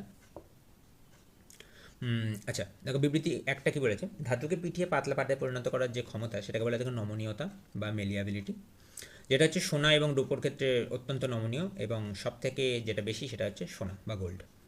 ধাতুকে টেনে লম্বা সরু তারে পরিণত করার ক্ষমতাকে কী বলা হচ্ছে নমনীয়তা বা ডাক্টিলিটি। তামা অ্যালুমিনিয়াম তারের ক্ষেত্রে ব্যাপকভাবে ব্যবহৃত হয়, কিন্তু জেনারেলি ডাক্টিলিটিটা ওটাও সোনার বেশি, ঠিক আছে, এটাও সঠিক। আর 3 নম্বর বিবৃতি কী বলেছে, ধাতুসমূহ সাধারণত তাপ ও তড়িতে সুপরিবাহী হয়, এই গুণের কারণেই রান্নার পাত্র তৈরিতে তামা অ্যালুমিনিয়াম ব্যবহার করা হয়, অর্থাৎ ধাতু তাপ ও তড়িতে সুপরিবাহী আমরা জানি। তাহলে তিনটে যে বিবৃতি দিচ্ছে তিনটেই হচ্ছে সঠিক। তাহলে এক্ষেত্রে কোনটা হয়ে যাবে, কোন অপশনটা, অপশন এ বলেছে অনলি 1, এটা তো হবে না। অপশন বি বলেছে অনলি 1 and 2, এটাও হবে না। অপশন সি বলেছে 1 2 3, that is the right answer. Question number 25 কী বলেছে দেখো, গ্রহগুলো ড্যাশ বলের কারণে সূর্যের চারপাশে ঘটে। অপশন এ বলেছে চৌম্বক বল, এটা তো হবে না। অপশন বি হচ্ছে ঘর্ষণ বল, ফ্রিকশনাল ফোর্স, এটাও হবে না। অপশন সি হচ্ছে তড়িৎ বল বা ইলেকট্রিক্যাল ফোর্স, এটা তো হবে না। আর অপশন ডি হচ্ছে মহাকর্ষ বল বা গ্র্যাভিটেশনাল ফোর্স, এবং গ্র্যাভিটেশনাল ফোর্সের কারণেই the planets go around the sun due to কি, অপশন নাম্বার ডি, মহাকর্ষ বল বা gravitational force. Okay, very good. কী বলেছে দেখো এক্সপ্লেনেশনে, সূর্য তার বিশাল ভরের কারণে চারপাশের গ্রহগুলোর ওপর একটি শক্তিশালী আকর্ষণ বল, গ্র্যাভিটেশনাল ফোর্স, একটু আগে আমরা জি এর যে কোশ্চেনটা ছিল সেটা পড়লাম, এফ সমান সমান কি, এফটা হচ্ছে এখানে গ্র্যাভিটেশনাল ফোর্স, ঠিক আছে, যেটা কার সঙ্গে সমানুপাতিক হয়ে যাচ্ছিল, বস্তুর ভরের সঙ্গে, ভরের গুণফলের সঙ্গে সমানুপাতিক, এবং মধ্যবর্তী দূরত্ব সঙ্গে ব্যস্তানুপাতিক, অর্থাৎ দূরত্ব যত বাড়বে তাদের মধ্যে গ্র্যাভিটেশনাল ফোর্স তত কমে যাবে। বল প্রয়োগ করে, যাতে মহাকর্ষীয় বল বলা হয় তাকে। এই বলটি হলো গ্রহগুলিকে তার নির্দিষ্ট কক্ষপথে আটকে রাখে, সূর্যের চারপাশে ঘুরতে সাহায্য করে। এটি অনেকটা সুতোয় বাঁধা পাথর ঘোরানোর মতো, যেখানে সুতোর টান হলো মহাকর্ষ বল। ওকে, নেক্সট কোয়েশ্চেন কী বলেছে দেখো, রাদারফোর্ডের স্বর্ণপাত পরীক্ষা থেকে পরমাণুর গঠন সম্পর্কে কী সিদ্ধান্তে উপনীত হওয়া গিয়েছিল? What did the Rutherford's gold foil experiment concluded about the structure of an atom? কী বলেছে? অপশন এ বলেছে পরমাণু সমূহ প্রোটন, নিউট্রন এবং ইলেকট্রন দ্বারা গঠিত, যা একটি এলোমেলো বিন্যাসে অবস্থান করে। Atoms are composed of proton, neutron এবং and electron in a random arrangement. পরমাণুর সমগ্র আয়তন জুড়ে সুষমভাবে ধনাত্মক আধান বিস্তৃত থাকে। Atoms have a uniform positive charge spread throughout the volume. Option C বলেছে পরমাণু একটি ধনাত্মক আধানযুক্ত নিউক্লিয়াস এবং ঋণাত্মক আধানযুক্ত ইলেকট্রন দ্বারা গঠিত। Atoms are consist of a positively charge nucleus এবং নেগেটিভলি চার্জ ইলেকট্রনস। আর অপশন ডি বলেছে পরমাণু অবিভাজ্য এবং এটি একটি নিরেট গোলক। Atoms are indivisible and are solid sphere. কোনটা হবে দেখো, এক্সপ্লেনেশন কী বলেছে দেখি। রাদারফোর্ডের পরীক্ষার মূল সিদ্ধান্তগুলি হলো, পরমাণুর কেন্দ্রে একটি অত্যন্ত ক্ষুদ্র, ভারী এবং ধনাত্মক আধানযুক্ত অংশ রয়েছে যার নাম হচ্ছে নিউক্লিয়াস। তাহলে রাদারফোর্ড তার পরীক্ষা দ্বারা নিউক্লিয়াসের অবস্থান জানতে পেরেছিল, এবং এটাও জানতে পেরেছিল পরমাণুর বেশিরভাগ স্থানই ফাঁকা। তার সঙ্গে সঙ্গে কী জেনেছিল, ঋণাত্মক আধানযুক্ত ইলেকট্রনগুলি নিউক্লিয়াসের চারপাশে নির্দিষ্ট কক্ষপথে ঘোরে, যেরকম আর কি প্ল্যানেটারি মডেল, সূর্যের চারদিকে যেরকমভাবে গ্রহগুলো ঘোরে ঠিক সেরকমভাবে নিউক্লিয়াসকে কেন্দ্র করে ইলেকট্রনগুলো ঘোরে। তো দেখো কোন অপশনটা সঠিক হবে এক্ষেত্রে? ইলেকট্রন, প্রোটন, নিউট্রন এবং ইলেকট্রন দ্বারা গঠিত, যা একটি এলোমেলোভাবে বিন্যাসে অবস্থান করে। ভুল। পরমাণু সমগ্র আয়তন জুড়ে সুষমভাবে ধনাত্মক আধান বিস্তৃত থাকে, একদমই নয়। পরমাণু একটি ধনাত্মক আধানযুক্ত নিউক্লিয়াস এবং ঋণাত্মক আধানযুক্ত ইলেকট্রন দ্বারা গঠিত। অপশন সি হয়ে যাবে সঠিক উত্তর। আর অপশন ডি বলেছে পরমাণু অবিভাজ্য, এটি একটি নিরেট গোলক। এটা কার তত্ত্ব তোমরা সবাই জানো, যারা জানো কমেন্টে জানো এটা কার তত্ত্ব। Option number D. তাহলে এক্ষেত্রে অ্যান্সার হয়ে যাবে অপশন নাম্বার সি। আর অপশন নাম্বার ডিটা কার তত্ত্ব সেটা আমাকে কমেন্টে জানিয়ে ফেলে তাড়াতাড়ি। যে সঠিক উত্তর দেবে তার কমেন্টে আমি একটা হার্ট দেবো। কোয়েশ্চেন নাম্বার 27 কি বলেছে দেখো, যদি এক পাক বিশিষ্ট একটি বৃত্তাকার কুণ্ডলীর কারণে সৃষ্ট চৌম্বক ক্ষেত্র বি হয়, এক পাক বিশিষ্ট বৃত্তাকার কুণ্ডলীর কারণে সৃষ্ট চৌম্বক ক্ষেত্র হচ্ছে বি, 10 পাক বিশিষ্ট বৃত্তাকার কুণ্ডলীর কারণে সৃষ্ট চৌম্বক ক্ষেত্রের মান কত হবে? অপশন এ বলেছে, ইংলিশটা কি বলেছে দেখো, if the magnetic field due to a single turn circular coil is B, then the value of magnetic field due to circular coil with 10 turn, 10 পাকের ক্ষেত্রে কত হবে? অপশন নাম্বার এ বলেছে 10b, অপশন নাম্বার বি বলেছে 5b, option number C বলেছে 100b, আর option number D বলেছে শুধু B. কোনটা হবে সঠিক উত্তর? দেখো কি বলেছে এক্সপ্লেনেশনে, একটি বৃত্তাকার কুণ্ডলীর কেন্দ্রে বিভিন্ন চৌম্বক ক্ষেত্র বি, কুণ্ডলীর পাক সংখ্যা এন যদি এনের সঙ্গে সমানুপাতিক, অর্থাৎ কুণ্ডলীর পাক সংখ্যা যত বেশি হবে চৌম্বক ক্ষেত্র তত বাড়বে, বি প্রপোর্শনাল টু এন। ঠিক আছে, অর্থাৎ তাহলে সূত্রটা হচ্ছে বি সমান সমান এন বি। এক পাক বিশিষ্ট কুণ্ডলীর ক্ষেত্রে যদি বি হয়, 10 পাক বিশিষ্ট কুণ্ডলীর ক্ষেত্রে কী হবে? 10b। তাহলে এক্ষেত্রে অ্যান্সার কোনটা হয়ে যাবে? 10b। ভেরি ইজি কোয়েশ্চেন, যদি না জানো তাহলে টাফ, যদি জানো ভেরি ইজি। তাহলে অপশন নাম্বার এ হয়ে যাবে এক্ষেত্রে সঠিক উত্তর। ঠিক আছে, কোয়েশ্চেন নাম্বার 28 কী বলেছে দেখো, নিচের কোন বিবৃতিটি বা বিবৃতিগুলি সঠিক? বিবৃতি এক কী বলছে, বিদ্যুৎবাহী কুণ্ডলী চৌম্বক ক্ষেত্রের সৃষ্টি করে, বিদ্যুৎবাহী যে কুণ্ডলী সেটা চৌম্বক ক্ষেত্রের সৃষ্টি করে, বা a current carrying coil produce magnetic field. আমরা জানি সবাই বিদ্যুৎবাহী সলিনয়েড দণ্ডচুম্বকের ন্যায় আচরণ করে, a current carrying solenoid behaves like a bar ম্যাগনেটের মতো আচরণ করে। ঠিক আছে, তাহলে কোনটা সঠিক? অপশন এ বলেছে নাইদার স্টেটমেন্ট 1 নর স্টেটমেন্ট 2, মানে 1 ও 2 কোনোটাই সঠিক নয়। স্টেটমেন্ট 1 অনলি, মানে স্টেটমেন্ট 1 শুধুমাত্র সঠিক। কোনটা হবে বলো? স্টেটমেন্ট অপশন সি বলেছে স্টেটমেন্ট 2 অনলি, 2 নম্বর স্টেটমেন্টটা সঠিক। আর অপশন ডি বলেছে both statement 1 and 2 are correct. ঠিক আছে, কোনটা সঠিক হবে? দেখো এক্সপ্লেনেশনে কী দিয়েছে। বিবৃতি 1 দিয়েছে হ্যান্ড ক্রিশ্চিয়ান এরস্টেডের পরীক্ষা অনুসারে কোনো পরিবাহী বা কুণ্ডলীর মধ্যে দিয়ে যখন তড়িৎ প্রবাহিত হয় তখন চারপাশের একটি চৌম্বক ক্ষেত্র তৈরি হয়, তার চারপাশে একটি চৌম্বক ক্ষেত্র তৈরি হয়। এই তড়িৎ প্রবাহের একটি মৌলিক চুম্বকীয় ধর্ম, এটি তড়িৎ প্রবাহের একটি মৌলিক চুম্বকীয় ধর্ম। বিবৃতি 2 কি দিয়েছে দেখো, ওটা তো সঠিক, একদমই তাই। বিবৃতি 2 কি বলেছে দেখো, এটি একটি অন্তরিত তামার তারকে চোঙের আকারে কতগুলি পাকে জড়ালে তাকে সলিনয়েড বলে, মানে তামার তারকে চোঙের আকারে যদি একটা দণ্ডচুম্বককে নেই, কোনো একটি লোহার দণ্ডকে জড়ানো হয় তখন তাকে সলিনয়েড বলা হয়ে থাকে। যখন এর মধ্যে দিয়ে বিদ্যুৎ প্রবাহিত হয় তখন এটি একটি দণ্ডচুম্বক বা বার ম্যাগনেটে পরিণত হয়ে যায়। এর এক প্রান্তে উত্তর মেরু, অপর প্রান্তে দক্ষিণ মেরু হিসেবে কাজ করে। আমরা জানি যে যে জায়গাটায় এন থাকে আর কি।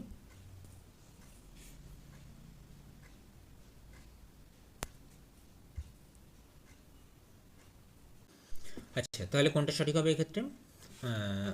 তোমার দুটোই সঠিক হয়ে যাবে। তাহলে দেখো এন এর ক্ষেত্রে আমরা জানি কোন দিকটা উত্তর মেরু হবে জেনারেলি, ঘড়ির কাঁটার বিপরীত দিকে যেদিকে পাক থাকে সেটা হচ্ছে উত্তর মেরু হয়, যেদিকে ঘড়ির কাঁটার দিকে অভিমুখে অর্থাৎ ক্লকওয়াইজ ডাইরেকশানে যেদিকে মুখ থাকে সেটা হচ্ছে দক্ষিণ মেরু হয়। ঠিক আছে, তাহলে এক্ষেত্রে কোনটা সঠিক হয়ে যাবে? Both statement 1 and 2 are correct. Okay, তাহলে এক্ষেত্রে অপশন নাম্বার ডি হয়ে যাবে সঠিক উত্তর। নেক্সট কোয়েশ্চেন দেখো, কোয়েশ্চেন নাম্বার 29 কি বলছে? পুং অঙ্গ বা লিঙ্গ যা স্থানান্তরে সহায়তা করে, the male organ the penis helps in transfer of, কি ট্রান্সফারে সাহায্য করে সেটা জানতে চেয়েছে। অপশন এ বলেছে স্পার্মস, অপশন বি বলেছে জাইগোটস, অপশন সি বলেছে এগস, আর অপশন ডি বলেছে পোলার বডিজ। তো দেখো এক্সপ্লেনেশনে কি দিয়েছে। পুরুষ প্রজননতন্ত্র বা পুংলিঙ্গ বা পেনিস একটি বাহ্যিক অঙ্গ হিসাবে কাজ করে যা যৌন মিলনের সময় স্ত্রীর প্রজনন নালীতে শুক্রাণু বা স্পার্ম স্থানান্তরে সাহায্য করে। তাহলে আমরা কি জানলাম যে কী স্থানান্তরে সাহায্য করে? স্পার্ম স্থানান্তরে সাহায্য করে। শুক্রাণু হলো পুরুষের জননকোষ যা পরবর্তীতে স্ত্রীর ডিম্বাণুর সাথে মিলিত হয়ে নিষেক সম্পন্ন করে, আমরা সবাই জানি। এবং পরবর্তীকালে যেটা লেখা আছে দেখো zygote is very much important, কারণ স্পার্ম এবং তোমার এগ একসঙ্গে মিলে প্রথম যে কোষটা তৈরি করে নিষিক্ত কোষ, সেটাকেই বলা হয় থাকে জাইগোট যা নিষিক্ত ডিম্বাণু প্রধানত স্ত্রী দেহে ফেলোপিয়ান টিউবে তৈরি হয়। তাহলে জাইগোট কোথায় তৈরি হয় আমরা একটা কোথায় জানলাম? ফেলোপিয়ান টিউবে তৈরি হয়। ঠিক আছে, ভেরি ভেরি ইম্পর্টেন্ট, কিন্তু পরীক্ষায় কোশ্চেন দেয় এটা থেকে।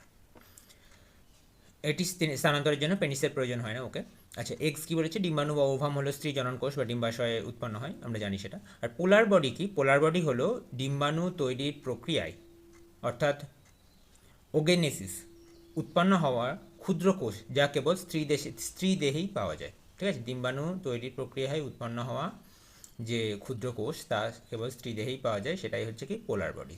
তাহলে এক্ষেত্রে আমরা দেখলাম কোনটা সঠিক উত্তর হয়ে যাচ্ছে। এক্ষেত্রে অ্যান্সার হয়ে গেল, আমরা দেখলাম অপশন এ স্পার্মস। কোশ্চেন নাম্বার 30 কি বলছে দেখো, জৈব রসায়নে সমাণুদের একটি বৈশিষ্ট্য নিচের কোনটি বা which of the following is a property of isomer in organic chemistry. Isomer কি সেটাকে জানা আমাদের প্রয়োজন। ঠিক আছে, অপশনগুলো একবার পড়ে নিই। এদের আণবিক সংকেত ভিন্ন কিন্তু গাঠনিক বিন্যাস একই। They have different molecular formula but the same structural arrangement. এদের গঠনে কোনো কার্বন পরমাণু থাকে না। They have no carbon atom in their structure.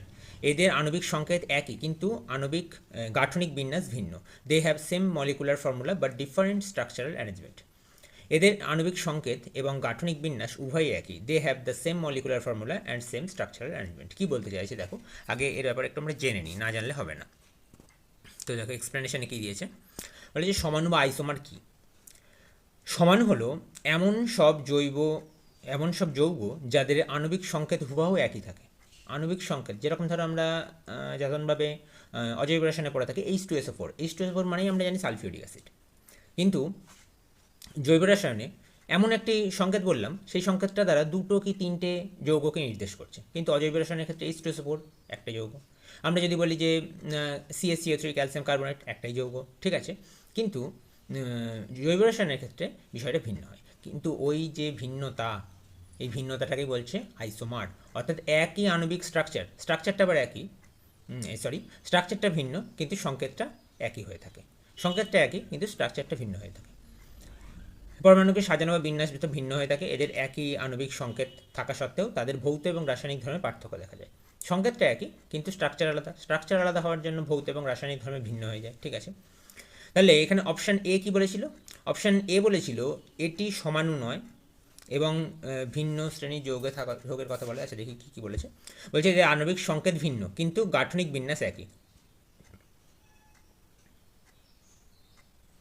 Which of the following property of isomer in organic chemistry? আচ্ছা, এদের আণবিক সংকেতটা ভিন্ন হয়ে থাকে কিন্তু গাঠনিক বিন্যাস একই, এটা তো উল্টো হচ্ছে না, এটা হবে না। এদের গঠনে কোনো কার্বন পরমাণু থাকে না। অবশ্যই জৈব যৌগে মাত্রই আইসোমার থাকে। আইসোমার হচ্ছে জৈব যৌগতেই দেখা যায় এবং জৈব যৌগ মাত্রই কার্বন পরমাণু থাকবে। কার্বন পরমাণু ছাড়া তো জৈব যৌগ সম্ভব হতে পারে না। তো কার্বন পরমাণুর যে রসায়ন, কার্বনের যে রসায়ন, সেটাকে আমরা বলি জৈব রসায়ন। তাহলে অপশন বি তো অবশ্যই ভুল হচ্ছে। এদের আণবিক সংকেত একই কিন্তু গাঠনিক বিন্যাস ভিন্ন। সংকেত একই কিন্তু গাঠনিক বিন্যাস ভিন্ন। তাহলে অপশন নাম্বার সি হয়ে যাবে এক্ষেত্রে সঠিক উত্তর। ঠিক আছে, কোয়েশ্চেন নাম্বার 31 কী বলেছে দেখো। যদি কোনো দর্পণের বিবর্ধন বা ম্যাগনিফিকেশন এম প্লাস 2.3 হয় তাহলে সেটি কোন ধরনের দর্পণ? শুধুমাত্র সাইন দেখে বোঝা যাবে কোন ধরনের দর্পণ। দেখো তাহলে এক্ষেত্রে আমরা কী জানলাম, কী অপশান দিচ্ছে দেখো। আগে ইংলিশটা পড়ে নিই। If the magnification of any mirror is 2.3, which type of mirror is it? Option A বলেছে উত্তল দর্পণ কনভেক্স মিরর, অপশন বি বলেছে সমতল দর্পণ প্লেন মিরর, অপশন সি বলেছে অবতল দর্পণ কনকেভ মিরর, অপশন ডি বলেছে সমতল দর্পণ বা প্লেন ও কনভেক্স মিরর। ঠিক আছে, তার মানে কী টাইপের মিরর জানতে চাই। আচ্ছা এক্সপ্লেনেশনটা একটু পড়ে নিই আমরা। দেখো, বিবর্ধনের মান দেখে দর্পণ চেনার উপায়। ধনাত্মক চিহ্ন অর্থাৎ প্লাস সাইন এম প্লাস হলে কী হবে? বিবর্ধন ধনাত্মক হওয়ার অর্থ হলো যে প্রতিবিম্বটি অসৎ হবে, অর্থাৎ ভার্চুয়াল ইমেজ তৈরি হয়, ভার্চুয়াল। ঠিক আছে, এবং ভার্চুয়াল মানে কি জানি, সমশীর্ষ, একই দিকে আছে, একই দিকে থাকা মানেই হচ্ছে ভার্চুয়াল। তাহলে এম যদি প্লাস হয় তাহলে হচ্ছে একই দিকে, এম যদি মাইনাস হয় তাহলে হচ্ছে উল্টো প্রতিবিম্ব তৈরি, উল্টো। ঠিক আছে, উত্তল অবতল সমতল তিনটে দর্পণের ক্ষেত্রেই অসৎবিম্ব গঠন হতে পারে। অসৎবিম্ব উত্তলের ক্ষেত্রে, উত্তল দর্পণের ক্ষেত্রে হয়ে থাকে। ঠিক আছে, উত্তল দর্পণের ক্ষেত্রে তো সবই অসৎবিম্ব হয়ে থাকে, সমতল দর্পণের ক্ষেত্রেও অসৎবিম্ব হয়ে থাকে সব কিছু। কিন্তু অবতল দর্পণের ক্ষেত্রে যখন সেটি ফোকাস বিন্দু এবং ফোকাস এবং পোলের মাঝখানে থাকবে, দর্পণের যে এই যেখানটা যদি ফোকাস হয়, এই ফোকাস এবং পোলের মাঝে যদি বস্তুটা থাকে, সেই প্রতিবিম্বটা তৈরি হয় এইখানে। অর্থাৎ তার মানে কি দর্পণের পেছনে হওয়ার মানে কি সেটা অসৎবিম্ব তৈরি হয়ে যাচ্ছে। ঠিক আছে, তাহলে হচ্ছে অসৎ মানে হচ্ছে পজিটিভ, তাহলে মান 2.3, এখানে বিবর্ধনের মান হচ্ছে 1-এর বেশি, তাহলে 1-এর বেশি বিবর্ধন হওয়া মানে কি হয়ে যাচ্ছে, কি দর্পণ? অবতল দর্পণ। ঠিক আছে, তাহলে এম গ্রেটার দেন 1, তার কারণ কি? এম গ্রেটার দেন 1 হওয়ার তোমার হচ্ছে, তার কারণ কি? তার কারণ হচ্ছে বস্তুর আকারের থেকে প্রতিবিম্বের আকারটা বড় হচ্ছে। কারণ আমরা কি জানি, আমরা জানি এম সমান সমান V/U।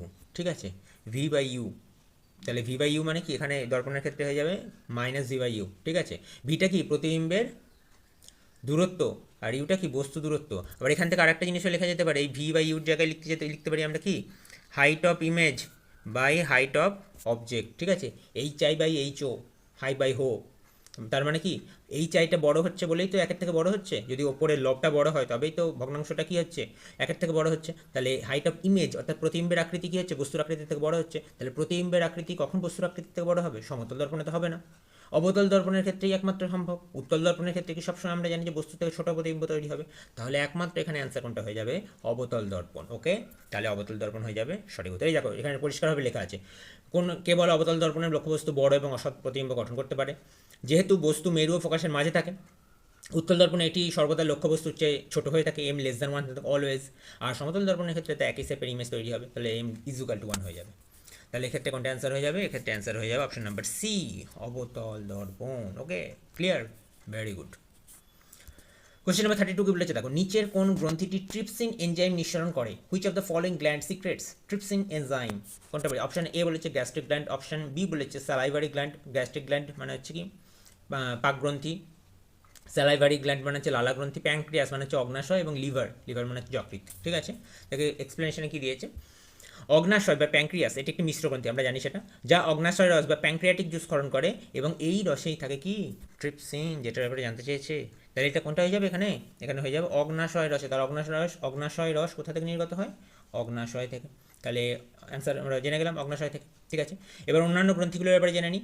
যেমন ধর গ্যাস্ট্রিক গ্ল্যান্ড যেটা বলেছে পাকস্থলী গ্রন্থি, সেটি কি? সেটি পেপসিন এনজাইম ক্ষরণ করে, এবং ট্রিপসিন নয়, পেপসিন ক্ষরণ করে। পাকস্থলী যেটা আর কি, সেটা পেপসিন গ্রহণ করে। আর স্যালাইভারি গ্ল্যান্ড যেটা আর কি, সেটা হচ্ছে স্যালাইভারি অ্যামাইলেজ বা টায়ালিন নিঃসরণ করে, আমরা জানি সেটা। আর যকৃৎ বা যেটা লিভার থেকে পিত্তরস নির্গত হয়, যেটা হচ্ছে বাইল জুস, যেটা পিত্তাশয়ে সঞ্চিত থাকে কিছু সময়ের জন্য, এবং পরবর্তীকালে খাবারের সঙ্গে সঙ্গে সেটা খাবার আসার সঙ্গে সঙ্গে নিঃসৃত হয়। ঠিক আছে, এটি কোনো পাচক এনজাইম নিঃসরণ করে না। তাহলে এক্ষেত্রে অ্যান্সার কোনটা হয়ে যাচ্ছে? এক্ষেত্রে অ্যান্সার হয়ে যাচ্ছে প্যাঙ্ক্রিয়াস বা অগ্নাশয়। কোশ্চেন নাম্বার 33 কি বলেছে দেখো, নিচের কোন বিবৃতিটি বা বিবৃতিগুলি সঠিক নয়? সঠিক নয় জানতে ভুলটা বার করতে বলেছে। মাইন্ড ইট, ফাঁদের কোশ্চেন, এই কোশ্চেনগুলো খুব ফাঁদে ফেলে। অপশন 1 নম্বর বিবৃতি কি বলেছে? কোনো পরিবাহীর রোধ তাপমাত্রার উপর নির্ভরশীল নয়। পরিবাহীর রোধ তাপমাত্রার উপর নির্ভরশীল কি নির্ভরশীল নয়? তোমরা তো জানো সেটা। 2 বলেছে কোনো রোধকের দুই প্রান্তে বিভব পার্থক্য যত বেশি হয়, তার মধ্যে দিয়ে প্রবাহিত তড়িৎ প্রবাহের মানও তত বেশি হয়। অর্থাৎ ভোল্টেজ যত বেশি হবে, কারেন্টও তত বেশি হবে। কী হবে, সঠিক না ভুল বলো? আর রোধের এসআই একক হলো ওহম, তাই তো? তাহলে 1 2 3 তিনটেতে সঠিক হচ্ছে। তাহলে কিন্তু এক্ষেত্রে তো কোনো একটা গণ্ডগোল হয়েছে মনে হচ্ছে। ও আচ্ছা আচ্ছা, 1 নম্বরটাই তো ভুল হবে। পরিবাহীর রোধ তাপমাত্রার উপর নির্ভরশীল নয় বলেছে। আচ্ছা, ভুলটাই জানতে চেয়েছে তো, সরি।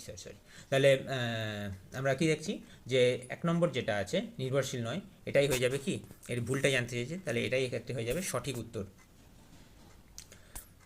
আমি ফাঁদে পড়ে গেছিলাম। আচ্ছা, তোমার ওহমের সূত্র থেকে আমরা জানি ভি প্রপোর্শনাল টু আই। ঠিক আছে, তা এটাই 2 নম্বর বলেছে, ভোল্টেজ যত বেশি হবে কারেন্ট তত বেশি হবে। আর রোধের এসআই একক তো ওহম, আমরা তো জানি সেটা। ঠিক আছে, তাহলে 2 আর 3 তো সঠিক, ভুল হচ্ছে 1 নম্বরটা। তাহলে অনলি অপশন বি হয়ে যাবে সঠিক উত্তর। দেখো এক্সপ্লেনেশন কি বলেছে। বিবৃতি 1 যেটা আমরা একটু আগে আলোচনা করলাম, কোনো পরিবাহী রোধ তাপমাত্রার উপর নির্ভরশীল নয়, নির্ভর করে। সাধারণত তাপমাত্রা বাড়লে পরিবাহীর রোধ বৃদ্ধি পায়, সাধারণত সেটা যেমন হচ্ছে ধাতুর ক্ষেত্রে। তাই রোধ তাপমাত্রার উপর নির্ভরশীল নয়, এই তথ্যটি ভুল। আচ্ছা, তাপমাত্রা বৃদ্ধি করলে রোধ হ্রাস পায়, এমন কি দেখা যায়? কখন দেখা যায় বলো তো? যদি জানা থাকে কমেন্টে জানাও, যে তাপমাত্রা বৃদ্ধি করলাম কিন্তু রোধ হ্রাস পেল, মানে কারেন্টের ফ্লো বেড়ে গেল আরও। কখন হবে জানো সবাই? কমেন্টে জানো। বিবৃতি 2 সঠিক অবশ্যই। তার কারণ হচ্ছে ওহমের সূত্র অনুসারে ভি ইজুয়াল টু আইআর, এবং রোধকের মধ্যে দিয়ে তড়িৎ প্রবাহ আই, এবং দুই প্রান্তে বিভব পার্থক্য ভি সমানুপাতিক হয়ে থাকে। অর্থাৎ বিভব পার্থক্য যত বাড়ে তড়িৎ প্রবাহ তত বাড়তে থাকে। আর বিবৃতি 3 সঠিক বলেছে, রোধের রেজিস্ট্যান্স আন্তর্জাতিক বা এসআই একক হলো ওহম। এটি জার্মান পদার্থবিদ জর্জ সাইমন ওহমের নাম অনুসারে রাখা হয়েছে। ঠিক আছে, তাহলে এক্ষেত্রে অপশন নাম্বার বি হয়ে যাবে সঠিক উত্তর। ওকে, কোশ্চেন নাম্বার 34 কি বলছে দেখো, প্রচলিতভাবে সঞ্চিত খাদ্য ধারণকারী জনন কোষটিকে বলে? Conventionally the germ cell containing the stored food is called the, কী বলেছে? অপশান এ বলেছে ইম্যাচিওর এগ, অপশান বি বলেছে ফিমেল গ্যামেট, অপশান সি বলেছে মোটাইল গ্যামেট, অপশান ডি বলেছে মেল গ্যামেট। ঠিক আছে, তাহলে এক্ষেত্রে কোনটা হবে? স্ত্রী জনন কোষ বা ফিমেল গ্যামেট হচ্ছে প্রজনন বিজ্ঞানের প্রচলিত ধারণা অনুসারে স্ত্রী জনন কোষ বা ডিম্বাণু সাধারণত বড় এবং নিশ্চল হয়ে থাকে, আকারে বড় হয়ে থাকে, সবথেকে বড় কোষ মানুষের দেহে। এতে ভ্রূণের প্রাথমিক বিকাশের জন্য প্রয়োজনীয় সঞ্চিত খাদ্য বা স্টোরড ফুড পুষ্টি উপাদান থাকে। ঠিক আছে, আর মেল গ্যামেট কি? মেল গ্যামেট হচ্ছে সাধারণত আকারে ক্ষুদ্র এবং অত্যন্ত সক্রিয়, যা গতিশীল হয়ে থাকে, মোটাইল হয়ে থাকে। ঠিক আছে, এতে সঞ্চিত খাদ্যের পরিমাণ খুব সামান্য এবং না থাকলেই থাকে না বললেই চলে। আর মোটাইল গ্যামেটে কী বলছে? এটি সাধারণত পুরুষ জননকোষে শুক্রাণু বোঝায়। আচ্ছা, যার কাজ হলো সচল থেকে ডিম্বাণুকে কাছে পৌঁছানো। ঠিক আছে, অর্থাৎ গতিশীল গ্যামেট। মোটাইল গ্যামেট মানে হচ্ছে গতিশীল গ্যামেট। তাহলে এক্ষেত্রে কোনটা অ্যান্সার হয়ে যাবে? ফিমেল গ্যামেট অ্যান্সার হয়ে যাবে, অপশন নম্বর বি হয়ে যাবে সঠিক উত্তর। ওকে, কোয়েশ্চেন নাম্বার 35 কি বলেছে দেখো, নিচের কোনটি কোনো বস্তুর উপর কৃতকার্যের পরিমাণের একক কোনটা? জানো সবাই সেটা। অপশন এ বলেছে কি, ইংলিশটা পড়ে নি, out of the following which is a unit used for measuring the amount of work done on a body. আচ্ছা, অপশন এ কী বলেছে? নিউটন। অপশন বি কী বলেছে? মিটার। অপশন সি কী বলেছে? জুল। আর অপশন ডি বলেছে কিলোগ্রাম। তো আমার option পড়ারই দরকার নেই, সবাই অলরেডি অ্যান্সার করে ফেলেছো, সেটা হচ্ছে কি অপশন সি, জুল। দেখো এক্সপ্লেনেশনে কী দিয়েছে, এটি হলো কাজ বা শক্তি, অবশ্যই কাজ এবং শক্তি উভয়েরই।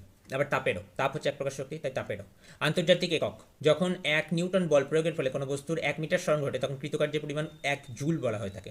অন্যান্য বিকল্প কেন নয়? তার কারণ হচ্ছে নিউটন হলো বলের একক, আমরা সবাই জানি। মিটার হলো দূরত্ব বা ডিস্টেন্স বা ডিসপ্লেসমেন্টের একক বা সরণের একক। আর কিলোগ্রাম হচ্ছে ভর বা মাসের একক। ওকে, তাহলে অপশন নাম্বার সি হয়ে যাবে এক্ষেত্রে সঠিক উত্তর। কোয়েশ্চেন নাম্বার 36 কী বলেছে দেখো, আর আবার একটা জৈব রসায়নের না কেমিস্ট্রি কোয়েশ্চেন। ক্লোরো অ্যালকালি প্রক্রিয়াটি নিচের কোনটি উৎপাদনের জন্য ব্যবহৃত? ক্লোরো অ্যালকালি, ঠিক আছে। The chloro alkali process is used for formation of which of the following? Option A বলেছে সোডিয়াম কার্বনেট, অপশন বি বলেছে সোডিয়াম ক্লোরাইড, অপশন সি বলেছে সোডিয়াম হাইড্রক্সাইড, আর অপশন ডি বলেছে সোডিয়াম বাইকার্বনেট। কোনটা হবে বলো? দেখো এক্সপ্লেনেশন কী দিয়েছে একটু পড়ে নিই আমরা। ক্লোরো অ্যালকালি প্রক্রিয়াটি কী? এটি হলো সোডিয়াম ক্লোরাইড জলীয় দ্রবণ বা ব্রাইন একটি তড়িৎ বিশ্লেষণের একটি শিল্প পদ্ধতি, ঠিক আছে। অর্থাৎ সোডিয়াম ক্লোরাইডের যে জলীয় দ্রবণ, অর্থাৎ খাদ্য লবণের যে জলীয় দ্রবণ, সেটাকে বলা হয়ে থাকে ব্রাইন সলিউশন, ঠিক আছে, ব্রাইন বলা হয়ে থাকে। তো ব্রাইন তড়িৎ বিশ্লেষণের একটি শিল্প পদ্ধতি হচ্ছে ক্লোরো অ্যালকালি প্রসেস, ঠিক আছে। কেন এই নাম? তার কারণ হচ্ছে এই প্রক্রিয়ায় উৎপন্ন প্রধান পদার্থগুলি হলো ক্লোরিন, তাই জন্য ওখান থেকে আসছে ক্লোরো, আর একটি হলো ক্ষার বা অ্যালকালি, ঠিক আছে, তাই জন্য এটার নাম হচ্ছে ক্লোরো অ্যালকালি প্রসেস। আর ক্ষারটা কী হচ্ছে? ক্ষারটা হচ্ছে সোডিয়াম হাইড্রক্সাইড বা NaOH। উৎপন্ন পদার্থসমূহ কী কী? এই তড়িৎ বিশ্লেষণের ফলে 3টি গুরুত্বপূর্ণ পদার্থ তৈরি হয়। এক হচ্ছে যে NaOH, সোডিয়াম হাইড্রক্সাইড, যা সাবান, কাগজ, ডিটারজেন্ট তৈরিতে ব্যবহৃত হয়। ক্লোরিন গ্যাস, যা জল বিশুদ্ধ করতে, PVC তৈরিতে বা পলিভিনাইল ক্লোরাইড তৈরি করতে ব্যবহার করা হয়ে থাকে। আর একটা কি? আর একটা হচ্ছে হাইড্রোজেন গ্যাস, যা জ্বালানি বা অ্যামোনিয়া তৈরিতে ব্যবহার করা হয়ে থাকে, ঠিক আছে। অন্যান্য বিকল্পগুলি যেমন হচ্ছে সোডিয়াম কার্বনেট সাধারণত সলভে পদ্ধতি তৈরি করা হয়, ক্লোরো অ্যালকালি পদ্ধতিতে নয়। আচ্ছা, ঠিক আছে, তাহলে এক্ষেত্রে আমরা কী দেখলাম? সোডিয়াম কোনটি উৎপাদনের জন্য ব্যবহৃত হয়, ঠিক আছে। তাহলে হচ্ছে সোডিয়াম কার্বনেটটা হবে না, সোডিয়াম ক্লোরাইডেরই তো জলীয় দ্রবণটার আমরা আর কী করে বিশ্লেষণ করছি, তাহলে তো অপশন বিও হবে না। সোডিয়াম হাইড্রক্সাইড বা NaOH, আমরা কি দেখলাম? ক্লোরিন আর সোডিয়াম হাইড্রক্সাইড তৈরি করছে, ঠিক আছে, সোডিয়াম হাইড্রক্সাইড বা NaOH তৈরি করছে। কোশ্চেন নাম্বার 37 কী বলছে দেখো, নিচের কোন বিজ্ঞানী এই উক্তিটি করেছেন? কী উক্তি করেছিলেন? সমস্ত কোষ পূর্ব বিদ্যমান কোষ থেকেই সৃষ্টি হয়। অর্থাৎ which of the following scientist have made the following statement? কী বলেছে? All cells arise from the pre existing cells, মানে প্রত্যেকটি কোষ তার পূর্ববর্তী কোষ থেকে সৃষ্টি হয়ে থাকে। এটি কী বলেছিলেন? অপশন এ বলেছে রডল্ফ ভির্শো, অপশন বি বলেছে রবার্ট ব্রাউন, অপশন সি বলেছে পার্কিনজি, অপশন ডি বলেছে রবার্ট হুক। কোনটা হবে সঠিক উত্তর? দেখো বলে দিই, আগে এক্সপ্লেনেশনটা পড়ে নি একটু। দেখো অ্যান্সার করাই আছে, ওকে। তাহলে অপশন এ হয়ে যাবে রডল্ফ ভির্শো, ঠিক আছে, এটা মাথায় রেখে দেবে। এবং তিনি বলেছিলেন, তার ল্যাটিন উক্তিটি এখানে লেখা আছে, যাই হোক আমি ল্যাটিন ভাষা জানি না তাই বলতে পারছি না। এর অর্থ হলো সমস্ত জীব জীবন্ত পূর্ববর্তী কোষ থেকেই সৃষ্টি হয়ে থাকে, ঠিক আছে। এটি আধুনিক কোষতত্ত্বের প্রধান স্তম্ভ, ঠিক আছে, আধুনিক যে কোষতত্ত্ব, ঠিক আছে, অর্থাৎ স্লেইডেন এবং সোয়ানের যে কোষতত্ত্ব, সেই কোষতত্ত্বের যে প্রাথমিক যে প্রধান স্তম্ভ, সেটাই হচ্ছে রডল্ফ ভির্শোর যেই উক্তি, ঠিক আছে। রবার্ট হুক তো আমরা জানি প্রথম কোষ দেখেছিলেন, ঠিক আছে, তার তৈরি মাইক্রোস্কোপের সাহায্যে। রবার্ট ব্রাউন হচ্ছে নিউক্লিয়াস আবিষ্কার করেছেন, আমরা জানি। আর পার্কেনজি প্রোটোপ্লাজম নামকরণ করে, ঠিক আছে। তাহলে এক্ষেত্রে অ্যান্সার হয়ে যাবে কোনটা? এক্ষেত্রে অ্যান্সার হয়ে যাবে অপশন নাম্বার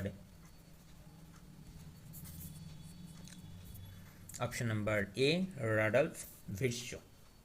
ওকে, 38 কী বলেছে দেখো, নিচের কোন কোষ অঙ্গাণুগুলির নিজস্ব ডিএনএ এবং রাইবোজোম রয়েছে? নিজস্ব ডিএনএ এবং রাইবোজোম রয়েছে। কী বলেছে? Which of the following cell organelle have their own DNA and ribosome? নিজস্ব ডিএনএ এবং রাইবোজোম রয়েছে।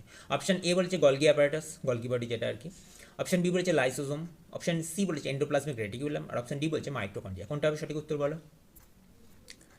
না, এক্সপ্লেনেশনটা পড়ে নিই। মাইটোকন্ড্রিয়া একে কোষের শক্তিকর বলা হয়ে থাকে। এটি একটি বিশেষ অঙ্গাণু যার ডিএনএ বা রাইবোজোম রয়েছে, ডিএনএও রয়েছে এবং রাইবোজোমও রয়েছে, দুটোই রয়েছে। এর ফলে মাইটোকন্ড্রিয়া নিজের প্রয়োজনীয় কিছু প্রোটিন নিজেই তৈরি করতে পারে এবং কোষ বিভাজনের সময় নিজে থেকেই বিভাজিত হতে পারে। এই স্বতন্ত্র বৈশিষ্ট্যের কারণে একে বলা হয়ে থাকে আধা স্বয়ংক্রিয় অঙ্গাণু, মানে নিজের কাজ নিজেই কিছুটা করতে পারে। ইংরাজিতে বলা হয়ে থাকে সেমি অটোনোমাস অর্গানেল বলা হয়ে থাকে। অন্যান্য বিকল্পগুলি কেন নয়? গলগি অ্যাপারেটাস, লাইসোজোম এবং এন্ডোপ্লাজমিক রেটিকুলাম এই অঙ্গাণুগুলির নিজস্ব কোনো ডিএনএ বা রাইবোজোম নেই। এরা প্রোটিন সংশ্লেষ বা বংশগতির তথ্যের জন্য কোষের নিউক্লিয়াসের উপর নির্ভরশীল, ঠিক আছে। উদ্ভিদ কোষে প্লাস্টিড ক্লোরোপ্লাস্ট নামক অঙ্গাণুটির নিজস্ব ডিএনএ এবং রাইবোজোম রয়েছে। উদ্ভিদ কোষে, মাইন্ড ইট, উদ্ভিদ কোষে আছে, আর প্রাণী কোষে তো একমাত্র মাইটোকন্ড্রিয়ার আছে, ঠিক আছে। তাহলে এক্ষেত্রে কী বলেছে? এক্ষেত্রে অ্যান্সার কোনটা হয়ে যাবে? Mitochondria, option number D. নিজস্ব ডিএনএ এবং রাইবোজোম আছে। কোয়েশ্চেন নাম্বার 39 কি বলেছে দেখো, বিউটানলে উপস্থিত কার্যকরী মূলকের প্রকৃতি শনাক্ত করে। বিউটানাল, ঠিক আছে, identify the nature of the functional group present in butanol. Option A বলেছে অ্যালডিহাইড গ্রুপ, অপশন বি বলেছে অ্যালকোহল গ্রুপ, অপশন সি বলেছে অ্যালকিন গ্রুপ, আর অপশন ডি বলেছে কিটোন গ্রুপ। কোনটা হবে দেখো? বিউটানাল, ভেরি ইম্পর্টেন্ট, নামগুলো ভালো করে মনে রাখবে। দেখো লাস্টে কি আছে? আল আছে, আল, ঠিক আছে, আল আছে। আল এটা কি? এটা হচ্ছে আইইউপিএসি বা ইউপ্যাক নাম, ঠিক আছে। এই আল কথার অর্থ কি? দেখো আল আছে, আল কথার অর্থ হচ্ছে অ্যালডিহাইড, ঠিক আছে, আর অ্যালডিহাইড, ঠিক আছে। তার মানে এখানে কোন দেখো এর সংকেতটাও দেওয়া আছে, বিউটানাল। বিউটানালটা কি? বিউটানাল হচ্ছে এখানে হচ্ছে বিউট মানে হচ্ছে 4টে কার্বন আছে, ঠিক আছে, অর্থাৎ বিউটাইল গ্রুপের সঙ্গে অ্যালডিহাইড গ্রুপ আছে, ঠিক আছে, অর্থাৎ বিউটাইল না, প্রোপাইল গ্রুপের সঙ্গে অ্যালডিহাইড গ্রুপ আছে, অর্থাৎ 4টে কার্বন আছে, ঠিক আছে, 4টে কার্বন যুক্ত অ্যালডিহাইড গ্রুপ। দেখো 4টে কার্বন আছে, CH3 CH2 CH2 CH2, ঠিক আছে। আচ্ছা, তাহলে এখানে কোনটা অ্যান্সার হয়ে যাবে? অপশন নাম্বার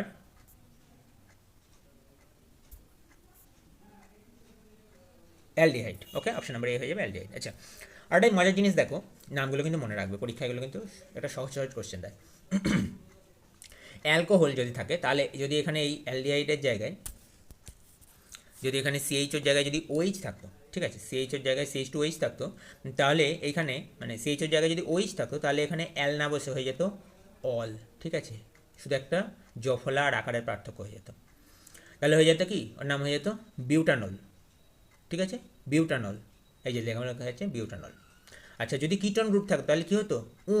ওর নাম হতো, তাহলে হয়ে যেত বিউটানুন। কী নাম হতো? বিউটানুন, ঠিক আছে, বিউটানুন। আচ্ছা, যদি তোমার ইন থাকতো, ঠিক আছে, অ্যালকিন গ্রুপ থাকতো, অর্থাৎ ডবল বন্ড থাকতো শেষ, তখন আছে দ্বিবন্ধন থাকতো, তখন হয়ে যেত ইন, অ্যালকিন, সেখান থেকে আসছে ইন থাকতো, তাহলে কী হতো? বিউটাইন, ঠিক আছে, বিউটাইন হয়ে যেত সেক্ষেত্রে। আচ্ছা, ফুসফুস থেকে অক্সিজেন সমৃদ্ধ রক্ত হৃৎপিণ্ডের কোথায় প্রবেশ করে? Very interesting question, easy question, সবাই জানো সেটা। Where does the oxygen rich blood from the lungs comes into heart? অক্সিজেনযুক্ত রক্ত ফুসফুস থেকে কার মাধ্যমে আসে? ঠিক আছে, ব্যতিক্রম থেকে কোশ্চেন দিয়েছে। অপশন এ বলেছে ফুসফুসীয় ধমনী, the pulmonary arteries. Option B বলেছে বাম নিলয়, the left ventricle. Option C বলেছে ফুসফুসীয় শিরা, দ্য পালমোনারি ভেইনস। আর অপশন ডি বলেছে বাম অলিন্দ, দ্য লেফট আর্ট্রিয়াম।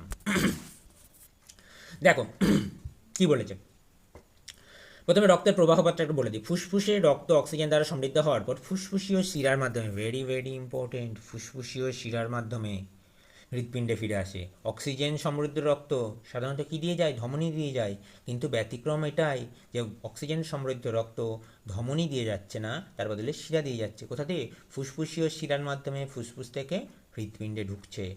বোঝা গেল? এবং প্রবেশ পথ, এই অক্সিজেন সমৃদ্ধ অক্সিজেনেটেড রক্ত সরাসরি হৃৎপিণ্ডে উপরে বাম দিকে প্রকোষ্ঠে অর্থাৎ বাম অলিন্দে প্রবেশ করে।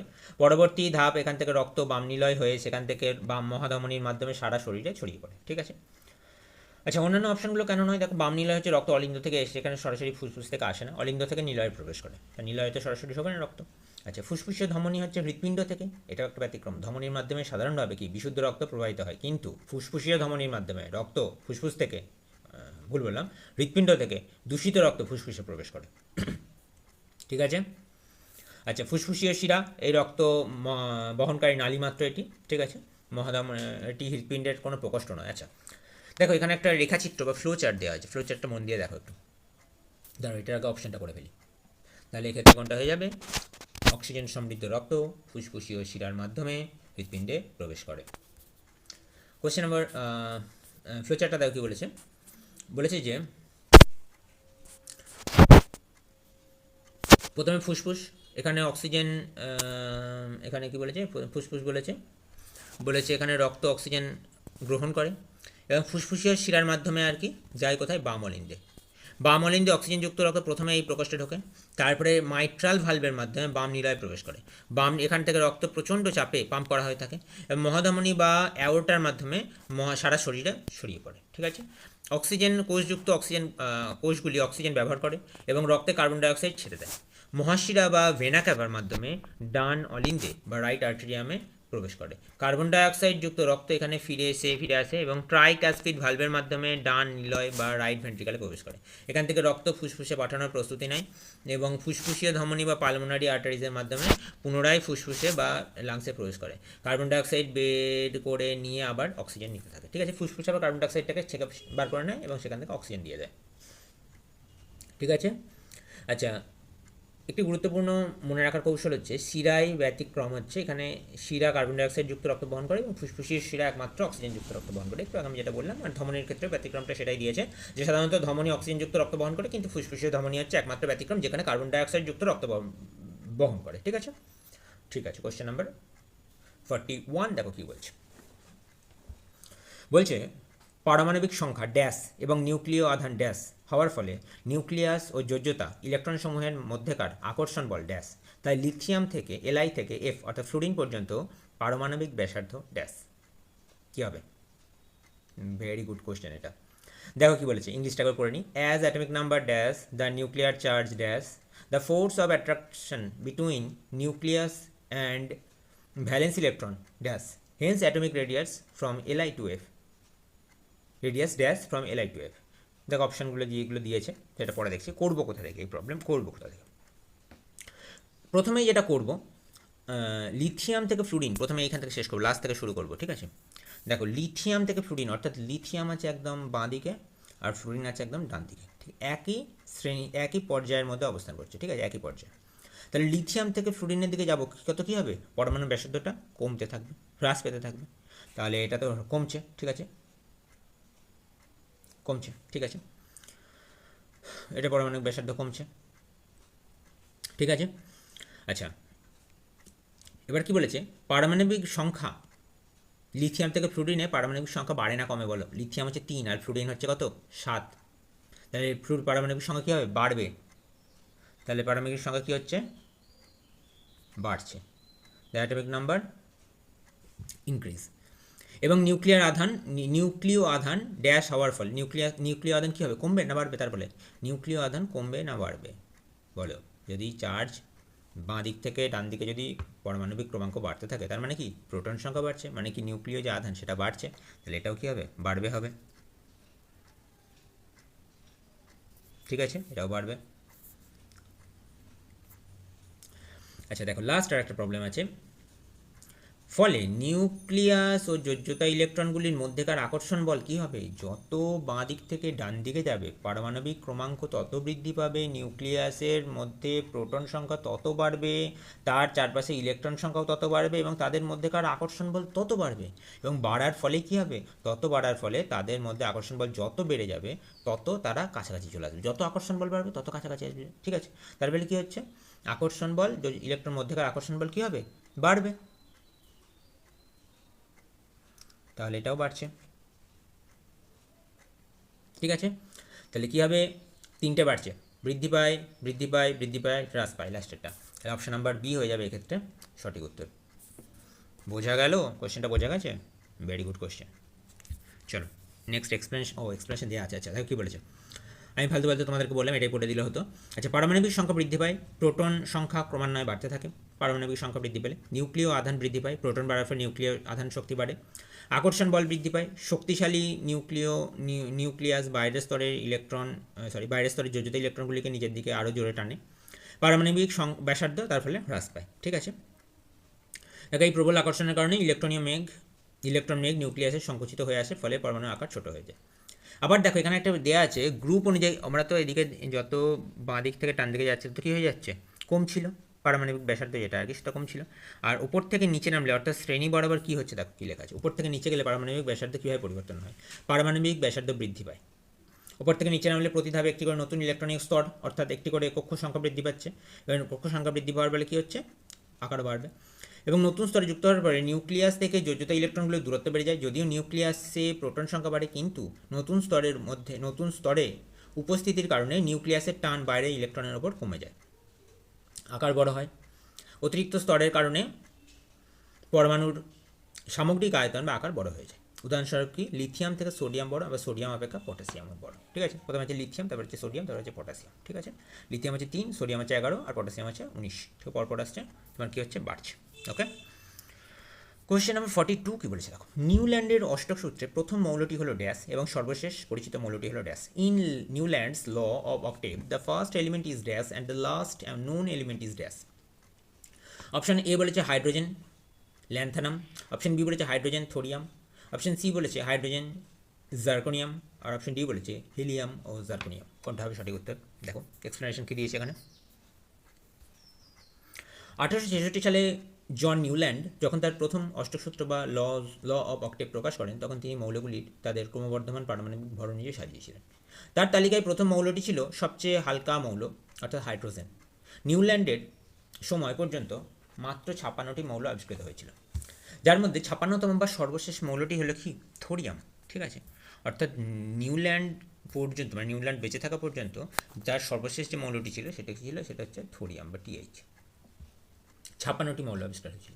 মজার তথ্য হলো নিউল্যান্ড লক্ষ্য করেছিলেন যে প্রতিটি অষ্টম মৌলের ধর্ম প্রথম মৌলের ধর্মের সাথে মিলে যায়, এবং সঙ্গীতের সুরের ক্ষেত্রে যেরকম হয়ে থাকে সারেগামা পাধানি আবার সা শুরু হয়ে যাচ্ছে ওরকম, কিন্তু এই সূত্রটি কেবল ক্যালসিয়াম পর্যন্ত সঠিকভাবে কাজ করতো, ক্যালসিয়াম পর্যন্ত সঠিকভাবে কাজ করতো। ঠিক আছে, তাই জন্য এর সীমাবদ্ধতা হচ্ছে ক্যালসিয়াম পর্যন্ত। তাহলে এক্ষেত্রে দেখো অ্যান্সার কোনটা হচ্ছে, অ্যান্সার হচ্ছে প্রথম যেটা ছিল হাইড্রোজেন এবং থোরিয়াম। এটা কিন্তু পরীক্ষায় ভেরি ভেরি ইম্পর্টেন্ট একটা কোশ্চেন। ঠিক আছে, হাইড্রোজেন এবং থোরিয়াম। আচ্ছা, নিউল্যান্ডের অষ্টক সূত্রে যেটা বাতিল হওয়ার জন্য সীমাবদ্ধতা কী ছিল দেখো, ক্যালসিয়াম পর্যন্ত সীমাবদ্ধ। এই সূত্রটি কেবল ক্যালসিয়াম পর্যন্ত হালকা মৌলগুলির ক্ষেত্রে সঠিকভাবে কাজ করতো। ক্যালসিয়ামের পরের মৌলগুলির ক্ষেত্রে অষ্টম মৌলের ধর্মের সাথে প্রথম মৌলের মিল পাওয়া যায়নি। নতুন মৌলের স্থান নেই। নিউল্যান্ড ধরে নিয়েছিলেন যে প্রকৃতির মাত্র 56টি মৌলই আছে এবং ভবিষ্যতে আরও মৌল আবিষ্কৃত হবে না, কিন্তু পরে নতুন মৌল বা নিষ্ক্রিয় গ্যাস আবিষ্কার হওয়ার পরে সেগুলোর ছকে বসানো সম্ভব হয়ে পড়েনি। অসংলগ্ন অবস্থান হয়েছিল, একই ধর্ম নেই, এবং এমন মৌলকেও তিনি একই স্তম্ভে রেখেছিলেন, যেরকম ধরো কোবাল্ট এবং নিকেল তিনি হ্যালোজেন ফ্লুরিন ক্লোরিন ব্রোমিন গ্রুপের সাথে রেখেছিলেন, যদিও তাদের ধর্মের কোনো মিল নেই, অর্থাৎ সম্পূর্ণ আলাদা। নিষ্ক্রিয় গ্যাস আবিষ্কার হয়েছিল যখন হিলিয়াম বা নিয়নের মধ্যে নিষ্ক্রিয় গ্যাসগুলি আবিষ্কার হয়েছিল, তখন দেখা গেল প্রথম মৌলটির সাথে অষ্টম নয় বরং নবম মৌলের মিল দেখা যাচ্ছে, ফলে অষ্টম তত্ত্বটি অর্থহীন হয়ে পড়ে। তার জন্য তারপর থেকেই অষ্টক সূত্র বাতিল হয়ে যায়। ঠিক আছে, তারপরে আসে পর্যায় সূত্র, মেন্ডেলিভের পর্যায় সূত্র। আচ্ছা, কোশ্চেন নাম্বার 43 কি বলছে দেখো, জিপসামকে উত্তপ্ত করে একটি রাসায়নিক যৌগ এক্স প্রস্তুত করা হলো। এটি একটি সাদা পাউডার, অগ্নি নিরোধক উপাদান হিসেবে ব্যবহৃত হয়। যৌগ এক্স হলো, যেরকম অঙ্ক এক্স হয় সেরকম যৌগ এক্স জানতে চেয়েছে। ইংলিশটা কি বলেছে দেখো, a chemical compound X is prepared by heating gypsum, it is white powder and used as a fire proofing material. Compound এক্সটা কি জানতে চেয়েছে। অপশন এ বলেছে বেকিং সোডা, অপশন বি বলেছে ওয়াশিং সোডা, অপশন সি বলেছে plaster of Paris, option D বলেছে sodium hydroxide. Explanation কি দিয়েছে দেখো জিপসামের সংকেত হচ্ছে ক্যালসিয়াম সালফেট 2H2। ঠিক আছে, ভেরি ভেরি ইম্পর্টেন্ট। জিপসামের সংকেত হচ্ছে ক্যালসিয়াম সালফেট 2H2। ওকে 100 ডিগ্রি সেন্টিগ্রেড উষ্ণতা বা 373 কেলভিন উষ্ণতায় যখন উত্তপ্ত করা হয়, তখন তার 1.5 গুণ অণু জল বেরিয়ে ক্যালসিয়াম সালফেট হেমিহাইড্রেট তৈরি করে, বা যেটার নাম হচ্ছে কি plaster of Paris. Calcium sulphate hemihydrate মানে কি অর্ধেক হাফ অণু জল হেমিহাইড্রেট উৎপন্ন করে। এটি একটি সাদা পাউডার, জলের সংস্পর্শে এসে পুনরায় শক্ত হয়ে জিপসামে পরিণত হয়। জল পেলে আবার জিপসাম হয়ে যাবে, কিন্তু জল পাওয়ার আগে সাদা যখন থাকবে তখন কি শুষ্ক পদার্থ হিসেবে ব্যবহার করা হয়। এটি ভাঙা হাড় জোড়া লাগতে, ঘর সাজানোর কাজে নানান অগ্নি নিরোধক পদার্থ হিসেবে ব্যবহার করা হয়ে থাকে। ঠিক আছে, প্লাস্টার অফ প্যারিস এবং জিপসামের মধ্যে মূল পার্থক্য হলো তাদের কেলাস জলের অণু, অর্থাৎ দেখলাম যে জিপসামের ক্ষেত্রে 2 অণু জল থাকে এবং প্লাস্টার অফ প্যারিসের ক্ষেত্রে হাফ অণু জল থাকে। রাসায়নিক নাম হলো ক্যালসিয়াম সালফেট হেমিহাইড্রেট, এর মধ্যে আধ অণু জল থাকে এবং এটা যে বিক্রিয়াটি সেটা দেওয়া আছে। ঠিক আছে, আচ্ছা তাহলে এক্ষেত্রে অ্যান্সার কোনটা হয়ে যাবে, এক্ষেত্রে অ্যান্সার হয়ে যাবে plaster of Paris, option number C হয়ে যাবে সঠিক উত্তর। কোয়েশ্চেন নাম্বার 44 কি বলেছে দেখো, ধোঁয়ায় পূর্ণ একটি কক্ষে প্রবেশ করলে আলোর একটি সূক্ষ্ম রশ্মি দৃশ্যমান হয়ে ওঠে, এর কারণ কি? A fine beam of light become visible when it enters a smoke filled room due to কি কারণে বলেছে? অপশন এ বলেছে আলোর বিক্ষেপণ বা scattering of light, option B বলেছে আলোর প্রতিসরণ refraction of light, option C বলেছে আলোর বিচ্ছুরণ বা dispersion of light, option D বলেছে আলোর প্রতিফলন বা রিফ্লেকশন অফ লাইট। কোনটা হবে সঠিক উত্তর বলো? দেখো আমরা সবাই জানি এটা হচ্ছে scattering of light, option A হয়ে যাবে এর সঠিক উত্তর। ঠিক আছে, এক্সপ্লেনেশনটা একটু পড়ে নিয়ে চলো। ধোঁয়াপূর্ণ ঘরে যখন আলোকরশ্মি প্রবেশ করে তখন ধোঁয়ার ক্ষুদ্র কণাগুলি যেরকম ধূলিকণা বা কার্বন কণা আলোর গতিপথে বাধার সৃষ্টি করে এবং আলোকে চারদিকে ছড়িয়ে দেয়। এই ঘটনাকে টিন্ডাল এফেক্ট বলা হয় থাকে। তাহলে টিন্ডাল এফেক্ট কি? যে স্ক্যাটারিং দেখা যায় সেই স্ক্যাটারিংটাই হচ্ছে টিন্ডাল এফেক্ট। ঠিক আছে, এফেক্টের নাম হচ্ছে টিন্ডাল এফেক্ট, আর ঘটনাটা কী ঘটছে? স্ক্যাটারিং ঘটছে। ঠিক আছে, এর ফলে আলোর পথটি চোখে স্পষ্ট হয়, ঠিক আছে। আচ্ছা, টিন্ডাল এফেক্টের কিছু বাস্তব উদাহরণ আরও নিচে দেওয়া হলো, দেখো। ঘন অরণ্যে সূর্যের আলো যখন খুব ভোরে ঘন বনের পাতার ফাঁক দিয়ে সূর্যের আলো নিচে পড়ে, তখন আর কি বাতাসের জলকণা এবং ধূলিকণা দ্বারা আলো বিক্ষিপ্ত হয়। এর ফলে বনের অন্ধকার অংশে আলো স্পষ্ট পথ বা রশ্মি দেখা যায়। গাড়ির হেডলাইট হচ্ছে কুয়াশা বা ধূলিকণার মধ্যে দিয়ে যখন গাড়ির হেডলাইট জ্বালানো হয়, তখন আলোর পথটি উজ্জ্বল হয়ে ওঠে। এটিও কুয়াশার জলকণা দ্বারা আলোর বিক্ষিপ্ত হওয়ার ফল। প্রজেক্টর হলের আলো, সিনেমা হলের প্রজেক্টর যখন পর্দার আলো ফেলা হয়, তখন বাতাসের ধূলিকণার কারণে সেই আলোর পথটি স্পষ্ট দেখতে পাই। ডি বলেছে কলয়েড দ্রবণ। একটি গ্লাসে দুধ মেশানো জল রেখে তার মধ্যে টর্চের আলো ফেললে দেখা যাবে গ্লাসের ভেতরে আলোর পথটি দৃশ্যমান হয়, যা সাধারণত পরিষ্কার জলে দেখা যায় না, ঠিক আছে। তার মানে কি, যে কলয়েড কণার ক্ষেত্রে দেখা যায়, সাধারণত কারোর ক্ষেত্রে দেখা যায় না, কলয়েডের ক্ষেত্রে দেখা যায়। টিন্ডাল এফেক্ট দেখা যায় কলয়েডের ক্ষেত্রে, আর টিন্ডাল এফেক্টটা কি, স্ক্যাটারিং। গল্প শেষ। কোশ্চেন নাম্বার 45 কী বলেছে দেখো, এই কারেন্ট ক্যারিং সলিনয়েড বা তড়িৎবাহী সলিনয়েডের ক্ষেত্রে নিচে কোন বিবৃতিটি সঠিক? কী বলেছে? অপশন নাম্বার স্টেটমেন্ট এ বলেছে এটি দিয়ে এক টুকরো কাঁচা লোহাকে চুম্বকিত করা হয়। It can be use to magnetize a piece of soft iron. দুই বলেছে এটি একটি দণ্ডচুম্বকের ন্যায় আচরণ করে। It acts like a bar magnet. Option statement 3 বলেছে এর বলরেখাগুলি সমকেন্দ্রিক বৃত্তাকার হয়ে থাকে। The field lines are concentric circle, concentric মানে সমকেন্দ্রিক, ঠিক আছে। মানে কনসেন্ট্রিক কথার অর্থ হচ্ছে যে এরকম, ধরো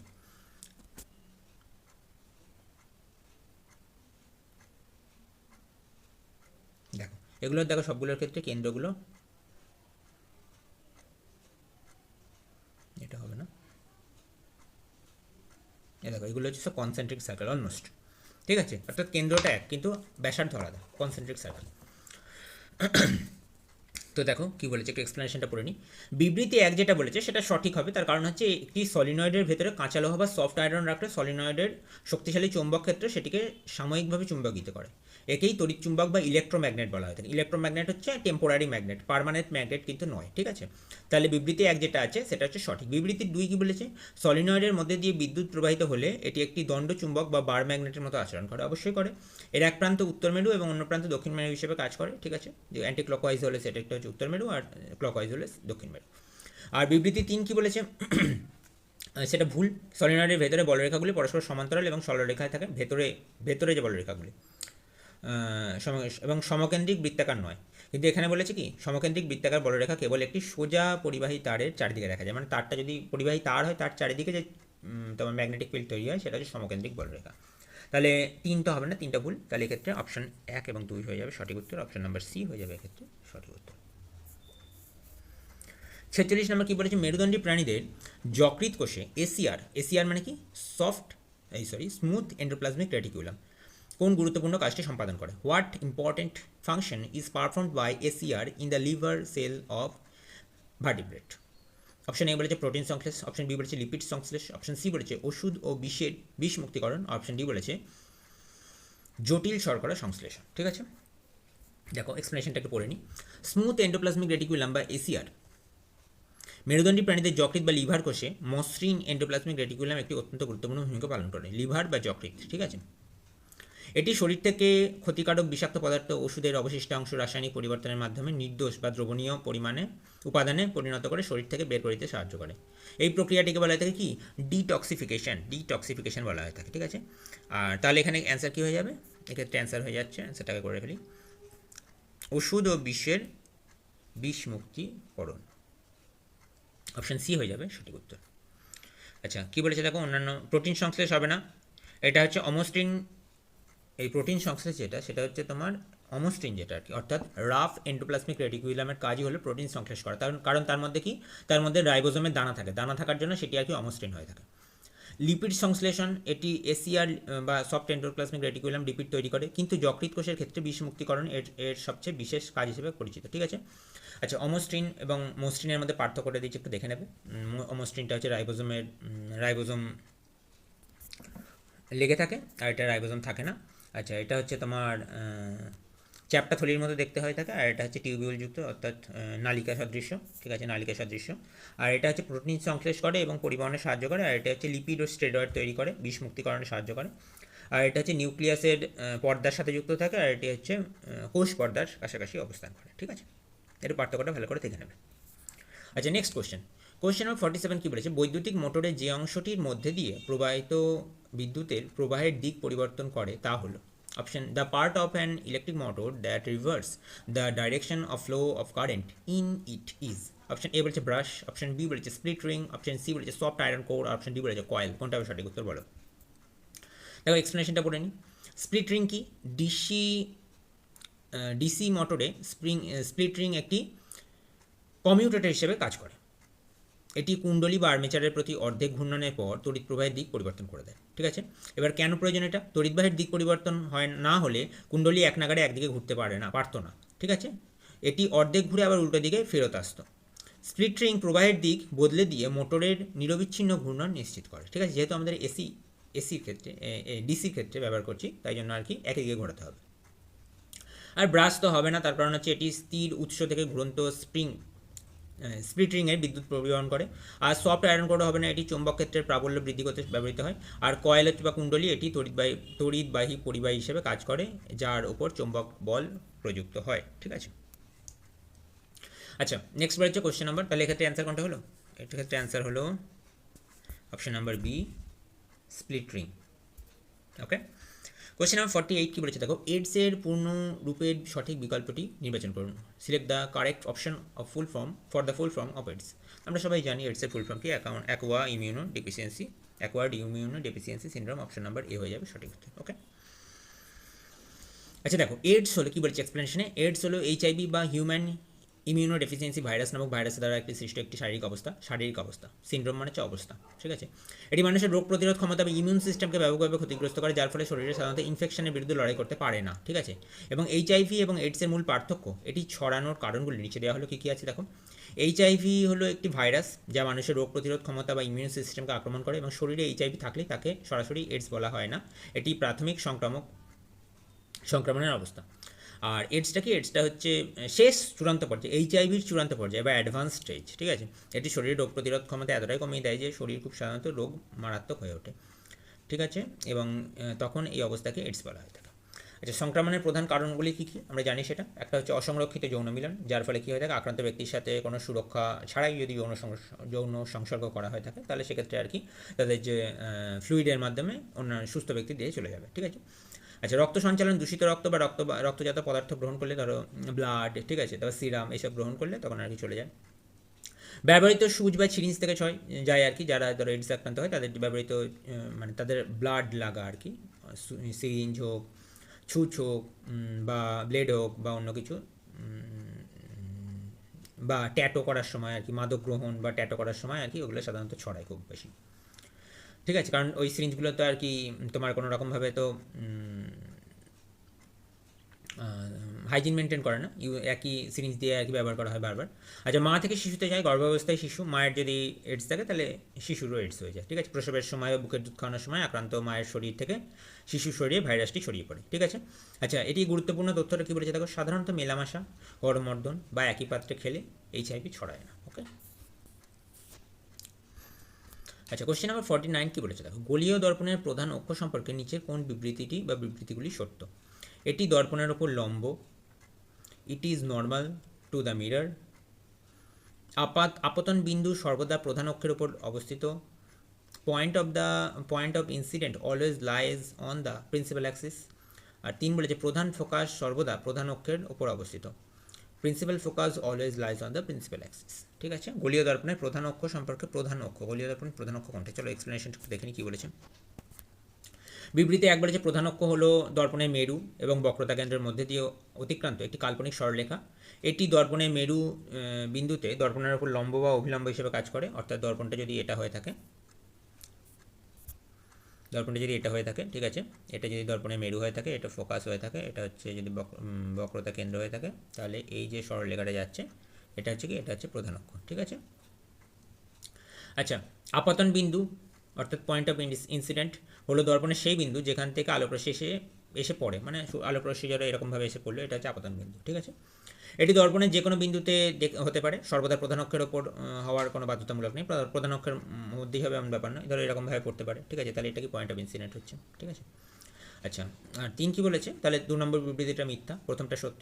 আর 3 নম্বরটা কি বলেছে, সংজ্ঞানুযায়ী প্রধান অক্ষের সমান্তরাল রশ্মিগুলি প্রতিফলনের পর, অবশ্যই প্রধান অক্ষের যে সমান্তরাল রশ্মিগুলি প্রতিফলনের পর কী হয়ে থাকে, একটা বিন্দুতে এসে মিলিত হয়, এবং যে বিন্দুটাকে মিলিত হয় সেটাকে বলা থাকে ফোকাস বিন্দু। এটা হচ্ছে কি এফ, ঠিক আছে, এফ, তাই জন্য এটা বলেছে ফোকাস বিন্দু, ঠিক আছে। তাহলে অপশান স্টেটমেন্ট 1 এবং 3 হচ্ছে সত্যি, অর্থাৎ অপশান নাম্বার এ হয়ে যাবে এক্ষেত্রে সঠিক উত্তর। আচ্ছা, চিহ্ন প্রদানের প্রথা, সাইন কনভেনশনটা দিয়েছে দেখো। অবতল দর্পণ এর প্রধান ফোকাস সর্বদা সামনের দিকে অবস্থান করে, ঠিক আছে, প্রতিফলক তলের দিকে, তাই ফোকাস দূরত্ব সর্বদা ঋণাত্মক হয়ে থাকে, নেগেটিভ হয়ে থাকে। আর উত্তল দর্পণের ক্ষেত্রে কী হয়ে থাকে, পেছনে অবস্থান করে, তাই এটার ফোকাস দূরত্ব সর্বদা ধনাত্মক হয়ে থাকে, ঠিক আছে। যে মনে রাখার সহজ উপায়, দর্পণের সামনে যা কিছু আছে তা নেগেটিভ, আর পেছনে যা কিছু আছে তাই পজিটিভ, ঠিক আছে। সামনে যা আছে তাই নেগেটিভ, দর্পণের সামনে বস্তু থাকলে নেগেটিভ, দর্পণের সামনে ইমেজ তৈরি হলে নেগেটিভ, দর্পণের পেছনে বস্তু তো থাকতে পারে না কখনো, তাহলে দর্পণের পেছনে কি সবসময় ইমেজ তৈরি হবে, তাহলে ইমেজটা কী হবে, পজিটিভ। ফোকাস যদি সামনে থাকে সেটা নেগেটিভ, ফোকাস যদি পেছনে থাকে, দর্পণের পেছনে থাকে, তাহলে সেটা হয়ে যাবে পজিটিভ, ঠিক আছে। তোমরা এখান থেকে অঙ্ক করলেই বুঝতে পারবে। একটি বাল্বের ফিলামেন্ট অত্যন্ত সরু ও দীর্ঘ করে তৈরি করা হয়, যাতে বাল্বের ফিলামেন্ট সরু এবং দীর্ঘ করে তৈরি করা হয় কেন? The filament of the bulb is made extremely thin and long in order to achieve, কী করতে, অপশন এ বলেছে হাই কারেন্ট, অপশন বি বলেছে হাই রেজিস্ট্যান্স, অপশন সি বলেছে হাই রেজিস্টিভিটি, অপশন ডি বলেছে হাই ভোল্টেজ। কী কারণে করা হয় থাকে, তাহলে এক্সপ্লেনেশন কী বলেছে প্রথমে একটু দেখে নিই আমরা। রোধের সূত্র থেকে আমরা জানি যে রোধের পরিবাহী রোধ হচ্ছে দুটি বিষয়ের উপর নির্ভর করে, দৈর্ঘ্যের সঙ্গে সমানুপাতিক এবং প্রস্থের সঙ্গে, দৈর্ঘ্যের সঙ্গে সমানুপাতিক এবং প্রস্থচ্ছেদের ক্ষেত্রফলের সঙ্গে ব্যস্তানুপাতিক, ঠিক আছে। তাহলে আর প্রপোর্শনাল টু এল বাই এ। সরু এবং দীর্ঘ কেন, ফিলামেন্ট সরু বা থিন হয়ে থাকে, এর অর্থ হলো যে ক্ষেত্রফল কমানো, এবং দীর্ঘ করার অর্থ হচ্ছে দৈর্ঘ্য বাড়ানো, এবং উভয় পরিবর্তনের ফলে কী হয়ে থাকে, রোধ, মেন টার্গেটটা কি, রোধ বৃদ্ধি করা, ঠিক আছে। তাহলে মেন টার্গেট হচ্ছে রেজিস্ট্যান্স অনেক বৃদ্ধি পায়। ফলাফল কি, ফিলামেন্টের রোধ যত বেশি হবে তার মধ্যে দিয়ে তড়িৎ প্রবাহিত হওয়ার তত বেশি তাপ উৎপন্ন হবে, এবং এই উচ্চ তাপমাত্রার কারণে ফিলামেন্টটি উজ্জ্বল হয়ে জ্বলে ওঠে এবং আলো দেয়। এটি বাড়তি তত্ত্ব কী বলেছে, ফিলামেন্টের তৈরির সময় টাংস্টেন ব্যবহার করা হয়, আমরা জানি সেটা, কারণ এর গলনাঙ্ক অত্যন্ত বেশি, প্রায় 3422 ডিগ্রি সেন্টিগ্রেড হচ্ছে টাংস্টেনের গলনাঙ্ক, এটা কিন্তু মাথায় রাখবে, পরীক্ষায় কোশ্চেন দেয় এটা থেকে, ঠিক আছে। উচ্চ তাপেও এটি গলে যায় না, ওকে। তো আজকে 50 সেটের কোশ্চেন হয়ে গেল। আচ্ছা, এর আগের সানডেতে আমরা সেট 1 করেছিলাম, যারা সেট 1 দেখোনি তারা দেখবে নিচে ডেসক্রিপশনে সেট 1 এর লিঙ্ক দেওয়া থাকবে, ওটা গিয়ে একবার দেখে নেবে, ঠিক আছে। সেট 2 কোশ্চেনগুলো যদি ভালো লেগে থাকে তাহলে সেটা কমেন্ট করে জানাবে কোন কোন কোশ্চেনগুলো ভালো লেগেছে, তোমাদের 50-এর মধ্যে কটা কোশ্চেন পারলে সেটা কমেন্ট সেকশনে জানাবে, আর এরকম সেট যদি চাও, আরও বেশি চাও, সেটা কমেন্ট করে জানাবে, ঠিক আছে। তো এটা যদি তোমাদের কাছে হেল্পফুল মনে হয়, এই সেটটা, তাহলে তোমার বন্ধুদের সঙ্গে শেয়ার করে দাও, এবং আর কোন কোন সেট থেকে তোমরা এরকম প্র্যাকটিস করতে চাও, কোন কোন চ্যাপ্টার থেকে, সেটা আমাকে কমেন্ট সেকশনে জানাবে, ঠিক আছে। আর এই চ্যানেলটা যারা নতুন এসছো তারা এই চ্যানেলটা সাবস্ক্রাইব করে দিও, ঠিক আছে। নতুন করে বলার কিছু নেই, যারা নতুন এসছো সাবস্ক্রাইব করে দিয়ে দিও, ঠিক আছে। আর সাবস্ক্রাইব করে দিয়ে বেল আইকনটা অন করে দিও, ঠিক আছে। তার কারণ কি, বেল আইকনটা অন করলে ভিডিও নোটিফিকেশানটা সঙ্গে সঙ্গে চলে আসবে, ঠিক আছে। আর সেই সঙ্গে সঙ্গে আমাদের একটা টেলিগ্রাম গ্রুপ আছে, ওটাই স্ক্যান করে জয়েন হয়ে যাবে, বা নিচে ডেসক্রিপশানে লিঙ্ক দেওয়া থাকবে, ওটাই জয়েন হয়ে যেতে পারো, ঠিক আছে।